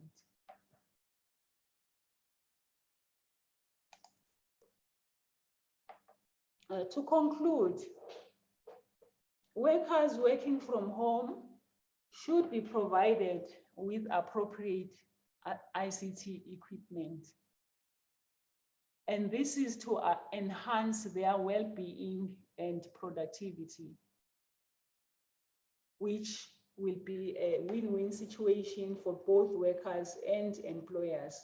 So the workers will continue doing their work and be productive, and business continuity will be achieved.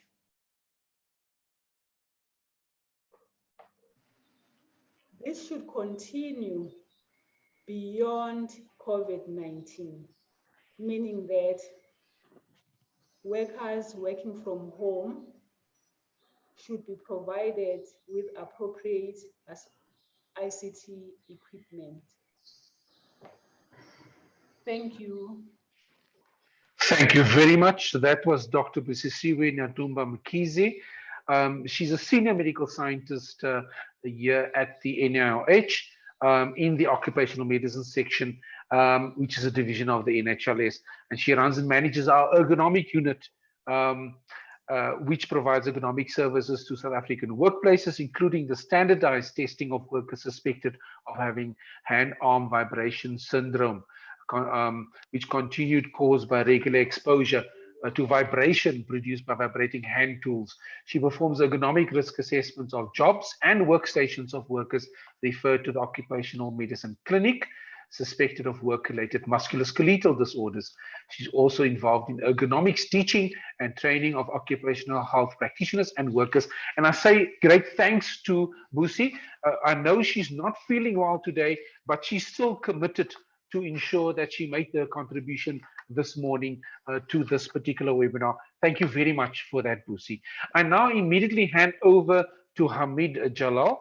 That is the presenter from the University of Johannesburg, who's going to deal with home-based exercises for people working from home during COVID-19. And by way of introduction of our speaker, Abdul Hamid Jalal, while he's just unmuting and preparing his presentation slides to share, Abdul Hamid Jalal is a full-time biokineticist at the University of Johannesburg APB Biokinetic Clinic in Auckland, at the Auckland Park campus. His special interest is orthopedics, cardiac, and neurological rehabilitation. And I think that's probably very important for people who suffer from certain strokes.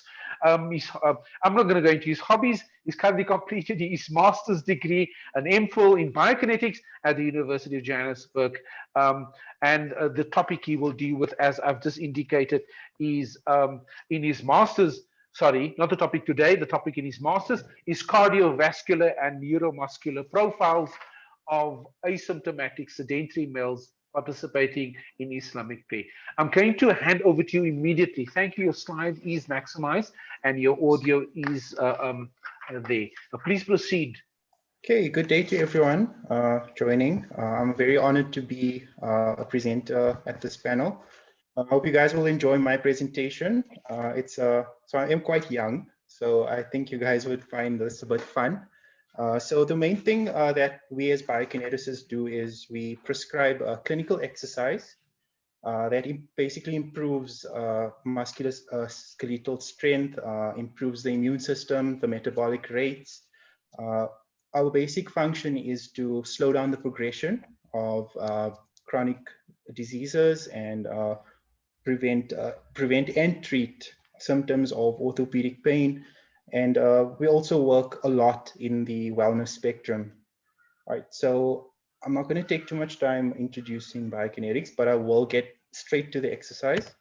So why is exercise important? So when you talk about energy levels, exercise increases your energy levels because it improves both the strength and efficiency of your cardiovascular system to get the oxygen and nutrients to your muscles. When your cardiovascular system works better, everything seems easier and you have more energy for the fun stuff in life, like, spending time with the kids, playing sport. When you talk about muscular strength, exercise also improves this because when you're looking at the strength of your muscles, you need a lot of support. You need a lot of strength to pick up items. You need a lot of strength to walk. You need a lot of strength to do basic activities at home. Maintaining a healthy weight, of course, exercise burns calories. Combined with diet, everything just runs smoothly. You start losing weight, you start maintaining well, you prevent a lot of diabetes, obesity, cardiac conditions, such as maybe atherosclerosis. We can talk also about brain function. The more you exercise, a lot of research has shown that increased cardiovascular function, also improves oxygen to the brain cells, and in turn, your memory and thinking capacity obviously increases. It's also noted that Alzheimer's disease, one of the conditions that we do treat as biokineticists, because it is a cognitive degenerative disease, basic exercise and improving cardiovascular function definitely abates and negates the effects of Alzheimer's as people progress through age. When we talk about flexibility and mobility, we need to know the importance of stretching, right? So working at home, obviously, we're sitting at that desk for like, I think 8 to 10 hours at a time, especially the admin people here. So stretching often helps your muscles to remain flexible, and it improves your circulation.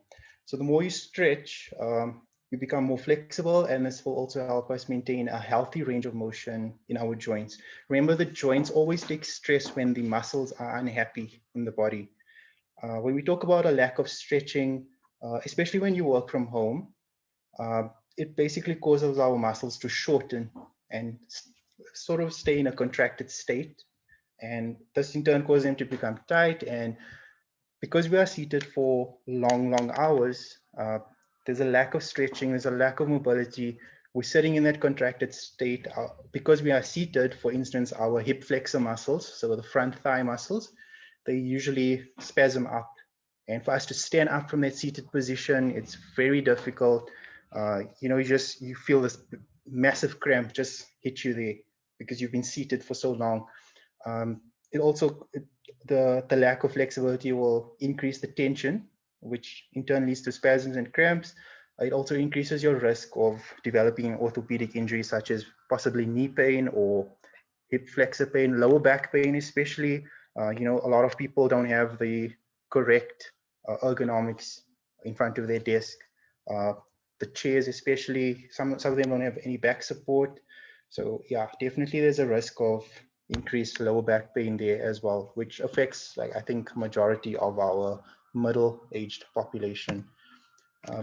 Going to the stretching, the first exercise we sort of prescribed was a tricep stretch. So what you want to do is just raise one arm and bend it so that your hand touches and reaches the opposite shoulder blade. Use your other hand to pull the elbow towards your head. I hope everyone's trying this while I'm explaining them. And then you're going to hold it for 30 seconds, right? All you're going to do is you're going to repeat it on the other side. And then you're going to move on to your neck rolls, right? So from there, you're going to gently lean your head forward, slowly roll your head in a circle for one side for 10 seconds, and then you're going to repeat, right? You're going to do this 3 times in each direction. It's very important that you mobilize the neck muscles, especially because it prevents a condition called cervicalgia, which is neck pain. And eventually you could end up with some cervical arthritis or a lot of impingement and shoulder pain as well. Because I understand a lot of us are stressed in admin jobs. It's very important that we mobilize our joints. The next thing you're going to do is complete a shoulder stretch. So all you do from there is you're going to clasp your hands together above the head with your palms facing up to the ceiling. I want you to push your arms up and stretch upwards. You're going to hold this for 30 seconds as well. The next thing you're going to do is some more mobility. From there, you're going to raise both shoulders up towards your ears, and then you're slowly going to roll them backwards. You're going to repeat in the rolling. You're going to repeat it forwards and then backwards 3 times each. After that, remember, like, sitting in that contracted position in front of the desk always pulls the chest muscles forward. You get forward rolled shoulders, and this in turn causes the chest muscles, especially on the anterior portion of the shoulder, to become tight. If one of us want to just maybe just touch your chest there, just at the corner where your shoulder meets the chest, you'll feel it does feel quite tender, right? And that's usually caused by a lot of spasm there. It also, if you don't stretch the pec muscles, it contributes to a condition we call upper cross syndrome, where there's weakness and a lot of tightness in the upper portion of the thorax, which is the body, right? And it could lead to a lot of hunched posture and a lot of upper pain there in the neck and in the anterior portion of the body, right? From there, you're going to do a chest stretch for me. So you're going to clasp the hands behind the lower back. I want you to push your chest outward, and I want you to raise your chin there. You're going to hold this stretch for 30 seconds as well. After that, very important muscle to stretch is the hamstrings. So the main function of your hamstrings is to flex the knee. So whenever your knee bends, your hamstrings shorten, and from there, your leg pulls back. And notably, we are in a seated position for hours, especially working from home during COVID. We always want to stretch the hamstrings because if you had to stand up, you would definitely feel that spasm like immediately. It also causes a condition when your hamstrings are too tight. We call it an anterior pelvic tilt. And remember, tightness also means weakness. It's very important to develop these muscles and stretch them regularly. Right, so for the hamstring stretch, we want to sit in a chair with both your feet on the ground. Then you're going to extend one leg forward and you're going to reach toward your toes. Remember, it's not about touching the toes from here. Try and make sure that you keep the leg as straight as possible and point the toes upwards. So you're just going to feel a lot of stretch there. Like if someone wants to try that now, they could definitely feel that, right? You're going to hold this for 30 seconds as well, and then you're going to repeat on the other leg. From there, you're going to do a glute stretch. Again, glute is always, it's one of, we call it one of the hip extensors. So the muscle is usually non-active when you are seated. And it's also like putting pressure from the pelvis downwards onto the chair causes the glutes to start spasming up, and it leads to possibly sciatic pain. And you don't want any pain referrals there because remember, the lower back also takes a lot of strain when the glutes are weak, and you want to always stretch the glutes. Right, so from there, you're going to lean back into the chair, you're going to hug one knee at a time, and you're going to pull it towards your chest. You're going to hold this for 30 seconds as well, and then you're going to repeat it on the other side. All right, the last one you're going to do for me is the wrist and finger stretch. From there, you're going to stand at your desk. You're going to place both hands on the desk with your palms face down. Your fingertips are going to face away from your body, and you're going to lean forward. All right, this stretch is very good for a condition we call carpal tunnel syndrome, because what happens with that is a lot of our typists and a lot of our admin people, they usually complain of wrist pain, and wrist pain is usually, obviously pain referral from the nerves, and keeping also the elbows flexed for too long without stretching the wrists blocks we call it the cubital tunnel. And from there, what happens is the nerves sort of refer pain into the wrist and into the fingers. And you obviously do feel that pins and needles in your hands. If someone wants to maybe just flex their wrist now, you could feel a little bit of pain in the wrist. So what you want to do is you're going to hold it stretch until you feel the wrist and the hand release that tension. All right. Then we're going to talk about the upper body strength. I am going to hand over to one of the students joining me here. She's an honor student. Her name is Shazia. She's going to explain to you how to do the upper body strength exercises. Right? Okay, so the first one that we're going to do is tricep dips. So what you're going to do is you're going to grab the front of the chair with both hands facing forward. You bend your elbows. Remember to always have a straight back, and you're going to lower yourself straight down, keeping your back as close to the chair as possible.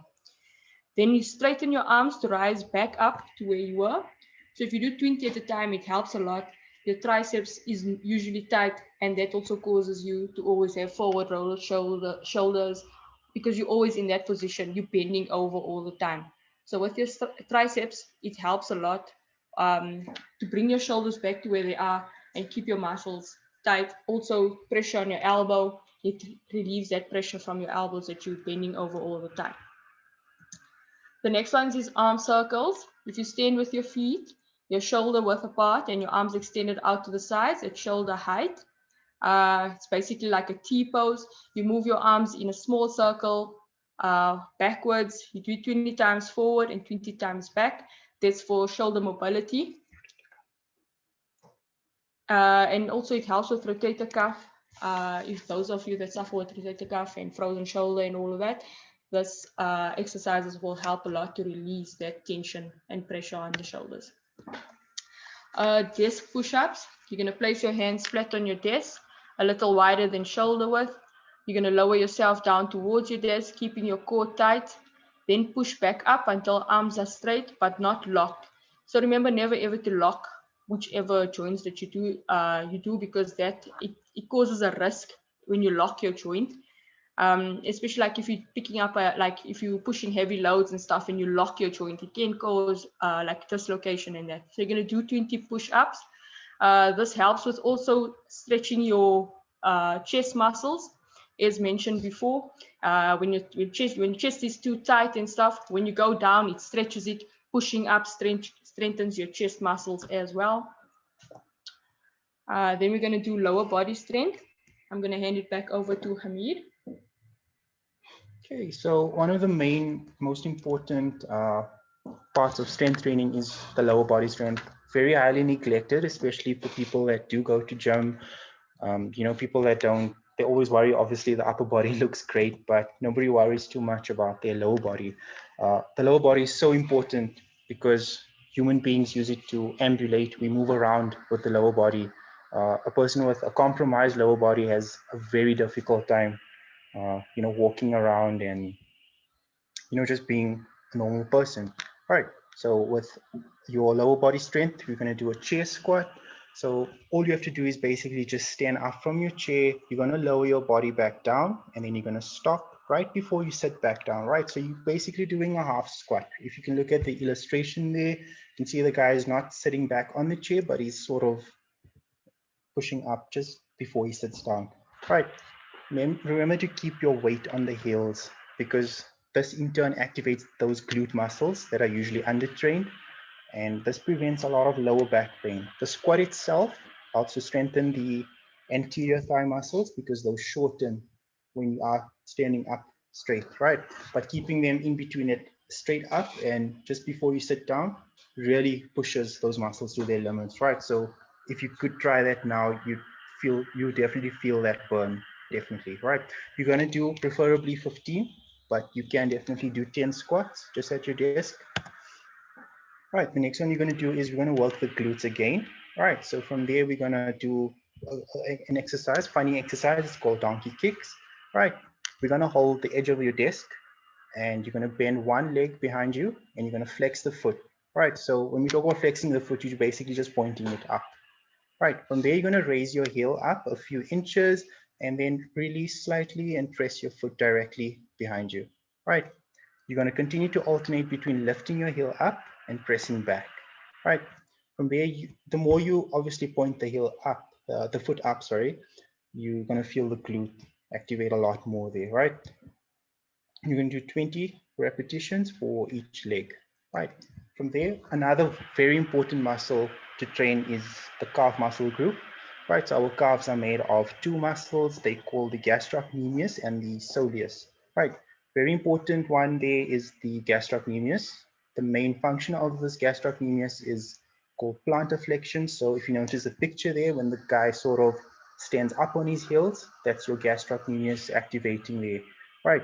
Remember, that movement there is very important for our daily lives. I mean, if someone wants to reach something at the top shelf, that muscle is immediately called into action. Someone with an undertrained gastrocnemius could obviously have difficulty there. Someone with calf pain obviously has a very, very hard time there, right?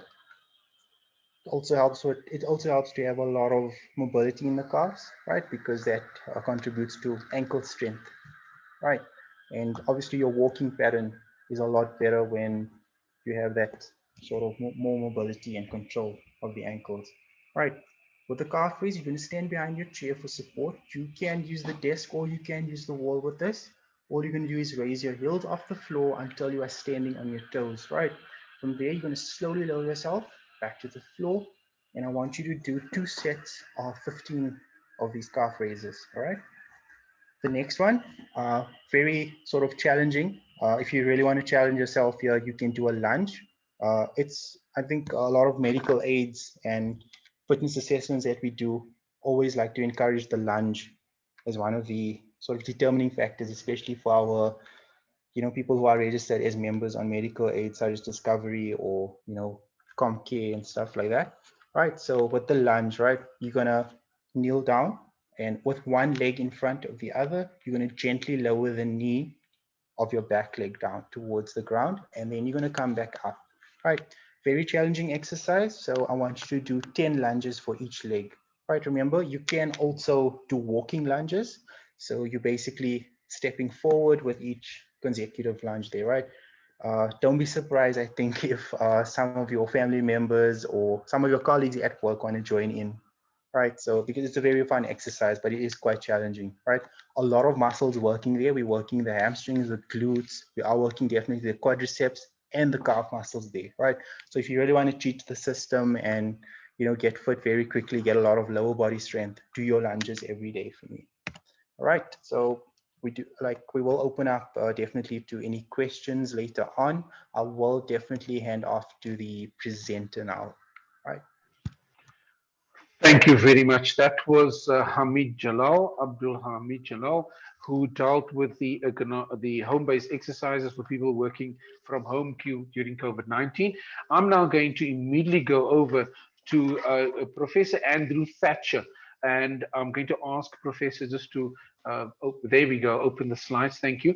And by introduction, Professor Thatcher is Professor of Industrial and Organizational Psychology at the University of Witwatersrand, Johannesburg.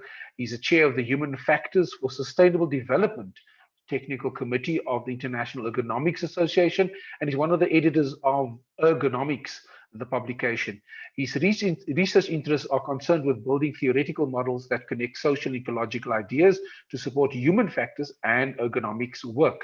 His empirical work looks at various aspects of ergonomics and sustainability and includes trying to understand the psychological factors in the adoption of sustainable technologies. Finding sustainable solutions to service provision in marginalized communities, and determining the health and well-being of green buildings for building occupants. He's the ergonomic specialist of the World Green Buildings Council's Technical Committee on Wellbeing, Health, and Productivity in Green Buildings. He's the immediate past president of the Ergonomic Society of South Africa. His two latest books are Ergonomics and Human Factors for Sustainable Future, Current Research and Future Possibilities. The second title is Human Factors for Sustainability, Theoretical Perspectives and Global Applications. Prof. Thatcher, thank you very much for joining us today. Please proceed, and we will keep the Zoom session until you have concluded, and the thanks at the end. Thank you. I'll hand over to you, sir. Thanks very much, Ashraf. Gosh, that was quite a long introduction, so I'll try to make my presentation a bit shorter. Thanks very much for Abdul for that session of physical exercise in between. It's one of the things I'm going to talk about is going to be how do we take breaks, and I think that's a great way of taking a break in between. So what is it that I'm going to be covering today? I'll be looking at a number of different things, focusing on one's mental health when working in a remote situation. So I'm going to be talking a little bit about mental workload. I'm going to be focusing specifically on the issues about mental workload that arise from COVID-19. So I'll be looking at what it means to be working online and problems with timekeeping that we have when working online. I'll talk a little bit about guilt and time sharing and the mental health issues that arise from that, depression and loneliness, and finally stress and anxiety. Again, and I'll try to emphasize in each one of these from an ergonomics perspective, what can we do about it in terms of redesigning the way in which we do work, or the scheduling of work. So first of all, looking at mental workload and working online. Working online feels more mentally exhausting, sitting in front of your computer all the time, mainly because it is. And this is related to some of the work which we've done. One of the theories is something which is called media richness theory. Essentially, the online environment has fewer channels for us to be able to engage with the other person than a face-to-face context. And what it means is our brains need to work harder to be able to stay engaged. In a face-to-face environments, we have a mix of visual and auditory cues, but when we start moving into an online environment, like now, for example, you can't see what that's really interesting. You can't see, for example, what my body's doing, what my facial expressions are looking at. And so our brain tries to make those up as we go along. We try to imagine what it is that's happening. in order to stay engaged, what we actually do is we actually multitask. So I guarantee you now, I see there's about 350 people online. I guarantee you there's at least 20% of you who are also on your phones at the same time. They're looking at various different things, or alternatively on another part of your computer answering emails or trying to do some other bits of work at the same time. This is actually a way of our brains trying to remain engaged, because it's actually quite difficult to listen to someone without getting any of the other social cues that we need. The other issues with mental workload is we have a lot of problems with switching off. When we're working from home, we don't have the same types of what we call border keepers that we have in the work environment. In the work environment, for example, someone switches off the lights when everyone goes home. And so you kind of get a clue that it's probably time for you to go home, or alternatively to sit in the dark, or to go and switch the light on. There are a lot of advantages from working from home, but I think it's the disadvantages of the difficulty of being able to shut off when you're not able to take that mental step away from a physical environment. So what can we do about this? Well, the first thing is we need to make sure that we set up agreeable hours and then stick to them. And this involves a lot of work-family balance, for example. So what are the hours where you are working most effectively, and how do we go about making sure that is enough for us to be able to do our work? We need to make sure that we limit our screen time before and after work to help restoration. When you spend all of your time online, you actually get tireder. So when you work all day online and then you go and you spend your whole evening working on Netflix, you're actually making yourself more tired, not less tired. We need to make sure that you also build in points of restoration. So the stuff which Abdul was talking about are some examples. So physical exercise is a great way of mental restoration. But we can also do, what we find is a lot of things of connecting with nature. So if you've got a garden at home, going outside and just spending a bit of time, mentally we know that that's a great restoration technique. Don't fool yourself into thinking you can do lots of things at the same time. You can't. You will miss things, and you will make mistakes in one or both of the tasks which you are doing. So you need to make sure that you need to find ways of staying engaged with the one task which you're actually doing, or alternatively stick with one task and then switch it off. So one way of doing this would be just to literally switch off your sound and don't listen to me anymore if you're going and doing your emails. It's an invitation not to listen to me. My students do it all the time. The other way in which we're looking at this is we need to make sure that we design better work software to be able to enable this online type of working. At the moment, things like Zoom and our Teams, they're pretty bad, actually. They're better than what we had 10 years ago, but they're not particularly great. And then the last thing which we're looking at doing is we're developing apps. I've got an ex-PhD student of mine who's doing a postdoc on exactly this, about applying the work which he did on home work interference and applying this to design apps for your phone that actually help you with your time management. Time sharing and guilt. So that's the one thing that becomes even more acute during situations where we're working from home during COVID, is that the people like small children and older adults who need care are actually directly with us. Now, that's not to say we don't feel guilty when we leave small children at home and we go off to work, but it's a lot easier for us to disengage from that guilt. When those small children are around us, that guilt gets thrust on us all of the time, mainly because we're in close physical proximity and those people will come and they will demand attention from us. What this usually means is one of two things. Either it distracts us so that we actually go and help them, and it distracts the work that we're doing, or alternatively, we have to increase our mental workload to close off that distraction. And essentially what ends up happening is that we end up in the workload situation, which I was talking about earlier. What can we do about this situation? Well, first of all, you need to let your work know, and where it's possible, negotiate your work around these types of circumstances. Most businesses have actually been fairly good about this at the moment, although I imagine their patience will start wearing out. The next thing is communicate, communicate, communicate. Let your work colleagues know, let your family know that these interruptions are happening, and try to work out schedules within the family about what is appropriate and what is not appropriate. If you're able to, you'll need to recruit extra assistance. You can set up chores, for example, for older kids to look after younger kids, or alternatively involve the younger kids in various different types of domestic assistance tasks. You should be creating physical boundaries. So if you can, choose your workplace so that it's not at the kitchen table or at the dining room table or in your lounge, but that you actually put it somewhere else. If you're able to, some people are not able to do that. Find time for yourself. Even though these other people have got demands on yourself, you can't look after them properly if you are feeling guilty about the missing work, or for that matter, not looking after younger or older people in your family. What it's also leading to, and I think this is something which is going to go beyond COVID-19, it's leading to a lot more flexible work schedules. Many organizations were quite resistant to flexible work schedules, and I think what they've found is that employees who are able to organize their time better actually are better employees, and they work harder for their organization if you allow them that type of flexibility. Loneliness and depression.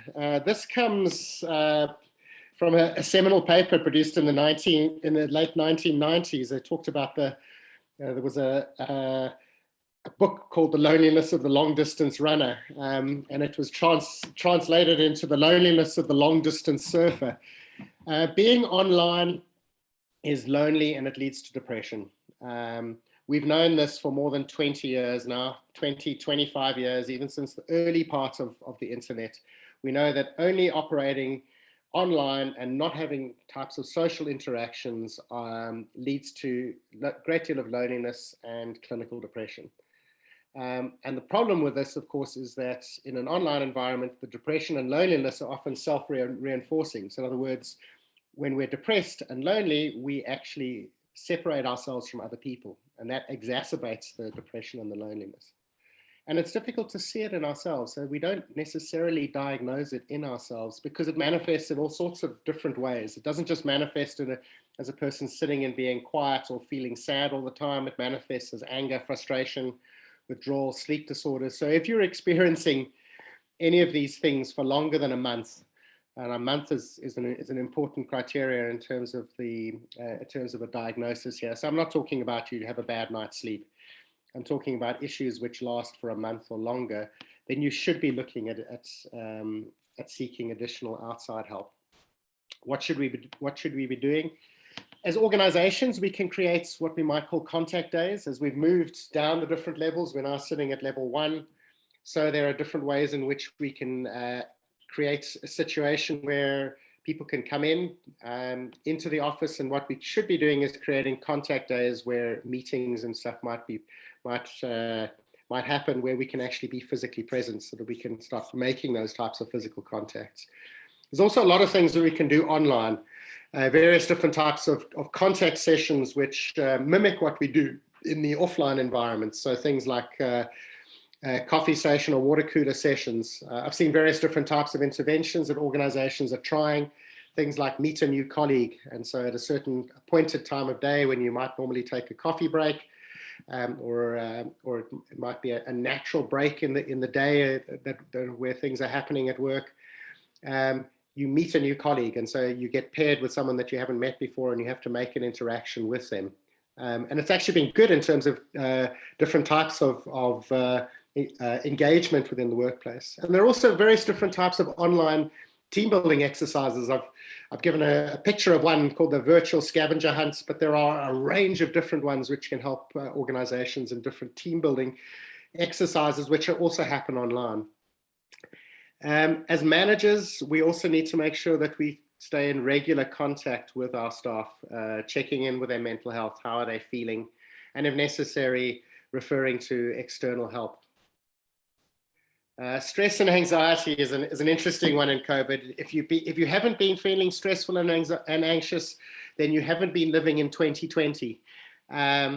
Stress and strain levels are already really high in South Africa from various different ranges of things, from threats of unemployment all the way through to crime levels, and COVID-19 has just exacerbated that enormously. Not only are we worried about getting sick ourselves, we're worried about our family members getting sick, we're worried about people dying. There's already been more than 1 million people who have died worldwide, more than 18,000 that have died in South Africa, and many more, hundreds of thousands of people around the world have long-term effects, and so we're worried about that. It makes us anxious. We're also worried about whether our business will still be there tomorrow, even this afternoon, or at least in a few months' time, and that affects either ourselves or our family members. And we also have an inability to do the normal types of activities which we would consider to be stress relieving. So going out and having drinks with friends, going around to people's houses, doing exercise in groups, etc. What can we do about the stress and anxiety? Well, the first thing is to understand where it is that it comes from. And this is taken from a model by Lazarus and Folkman. It's basically the transactional model of stress, which also includes coping mechanisms in it. So essentially, when we come across a stressor, first of all, we have to interpret that stressor. So what is a stressor for one person isn't necessarily a stressor for somebody else. It's only when we anticipate that it's dangerous that we then have to do what we call a secondary appraisal. Sometimes something might be dangerous to us or might be considered to be quite stressful for us, but actually we have sufficient resources to be able to cope with that. We might have a loving partner that we're able to speak to about it, or a friend that we're able to speak to about it, and so it doesn't necessarily become stress. If we have insufficient resources, nobody to speak to, or alternatively the stressor is really big, then what we're going to be needing to do is to implement different types of coping strategies. From a psychological perspective, there really are two different types of coping mechanisms. The one is called problem-focused coping, and what we do with problem-focused coping is we focus on the stressor itself, and we look at different ways in which we can remove that stressor or alternatively deal with that stressor. That might mean mobilizing additional input or additional help with doing the situation. Sometimes it might also include things like getting therapy. And then the second way in which we do this is through emotion-focused coping. And one way of emotion-focused coping is something which is just called avoidance coping. In other words, we just pretend that it's not there. That particular form of coping is not particularly successful. Neither is the sets of emotion-focused coping, which involves us getting angry all the time, because these are not constructive. But instead, the types of emotion-focused ways we can look at is ways of reassessing the situation. So it's turning around and saying, actually, at this moment in time, I'm stressed. Everyone else around me will have to deal with that. And that involves things like communicating to people about the stress and strain that you are under. What can we do in terms of the workplace itself? Well, I've already talked about flexible work systems and flexible workspaces. Places which allow us to have different types of restoration. We know, for example, that connecting with nature is a fantastic way of dealing with stress. Just spending 5 minutes a day staring out a window at a natural scene can lower our blood pressure. We know that we need to communicate, and when I say communicate, it doesn't mean shouting at people and telling them to go away. What we're talking about is telling people why you are experiencing the stress, and this involves a certain amount of introspection about understanding what's happening. And then the final thing that we can look at is workplace-based counseling facilities. Many organizations are looking at implementing these employee assistance programs. And if your organization doesn't have one, then you should be speaking to your organization about getting one. Because sometimes the types of stressors that we're under, particularly in this COVID-19 situation, will not be easily alleviated just by trying to do some of the things which I've talked about earlier, trying to cope with it yourself. If the stress and strain keep on coming, you will eventually break down and burn out. And that's the type of thing which is not particularly good for an organization either. All right, so that brings me to the end of my presentation. I went through really quickly. I was trying to make up a bit of time. So if there are any questions, that people would like to ask, then please go ahead and do that. Sorry, it looked like I'm just going to stop sharing that screen so I can see if there are any questions. Well, thank you for that, Prof. Andrew Thatcher. That was amazing. I think you sort of contributed to a significant webinar today, that with so much congratulations and points made by people about excellent practical presentation. Thank you. And that was from Jenny Meeker. And there were many other similar comments for your and the other presenters' presentations. We have dealt with the Q&A. That's the question and answers that people have typed. And I see there was almost 40 questions asked and answered. I'm going to encourage any of our attendees who wants to follow up with any questions to please email that to info@nioh.ac.za. That is info@nioh.ac.za. Please indicate if it's a specific speaker, presenter, and presentation title that you want to follow up on and what your question is. And we could then ask our presenters if they are willing to just look at these questions we might get via the info email address. Unfortunately, we have now run out of time. I do have to just say apologies to all of our presenters for not sticking to the program exactly. And I wonder if I'm not having to check in with both our colleagues that spoke earlier and Prof around some of the 2019 conditions that we've been facing and the lots of online training we've been doing. So at this point, I need to say thank you very much, therefore, to the COVID-19 outbreak response team head, Dr. Tanusha Singh, as well as the co-lead of the COVID-19 training function, that is Jeanette Mangani, and then the team from Occupational Medicine for putting this all together. That is Dr. Busisiwe Nyantumba Mkizi, who has also contributed today, and her colleague, Dr. Mpumi Ndaba, for their contributions of putting all this together. And our other presenters, that is Ms. Lesedi Milanzi. Thank you very much from Ergotech for your contributions. Mr. Warren Mallon, again, from the Department of Employment and Labor. Mr. Hamid Jalal and his colleague at the University of Johannesburg. And then finally, again, Professor Andrew Thatcher from Wits University. And then just quickly, briefly, to touch on our colleagues that you've not seen either online. They've been answering your questions on our Q&A session, and that includes Busisiwe Nkosi. I've already mentioned Nompumelelo Ndaba,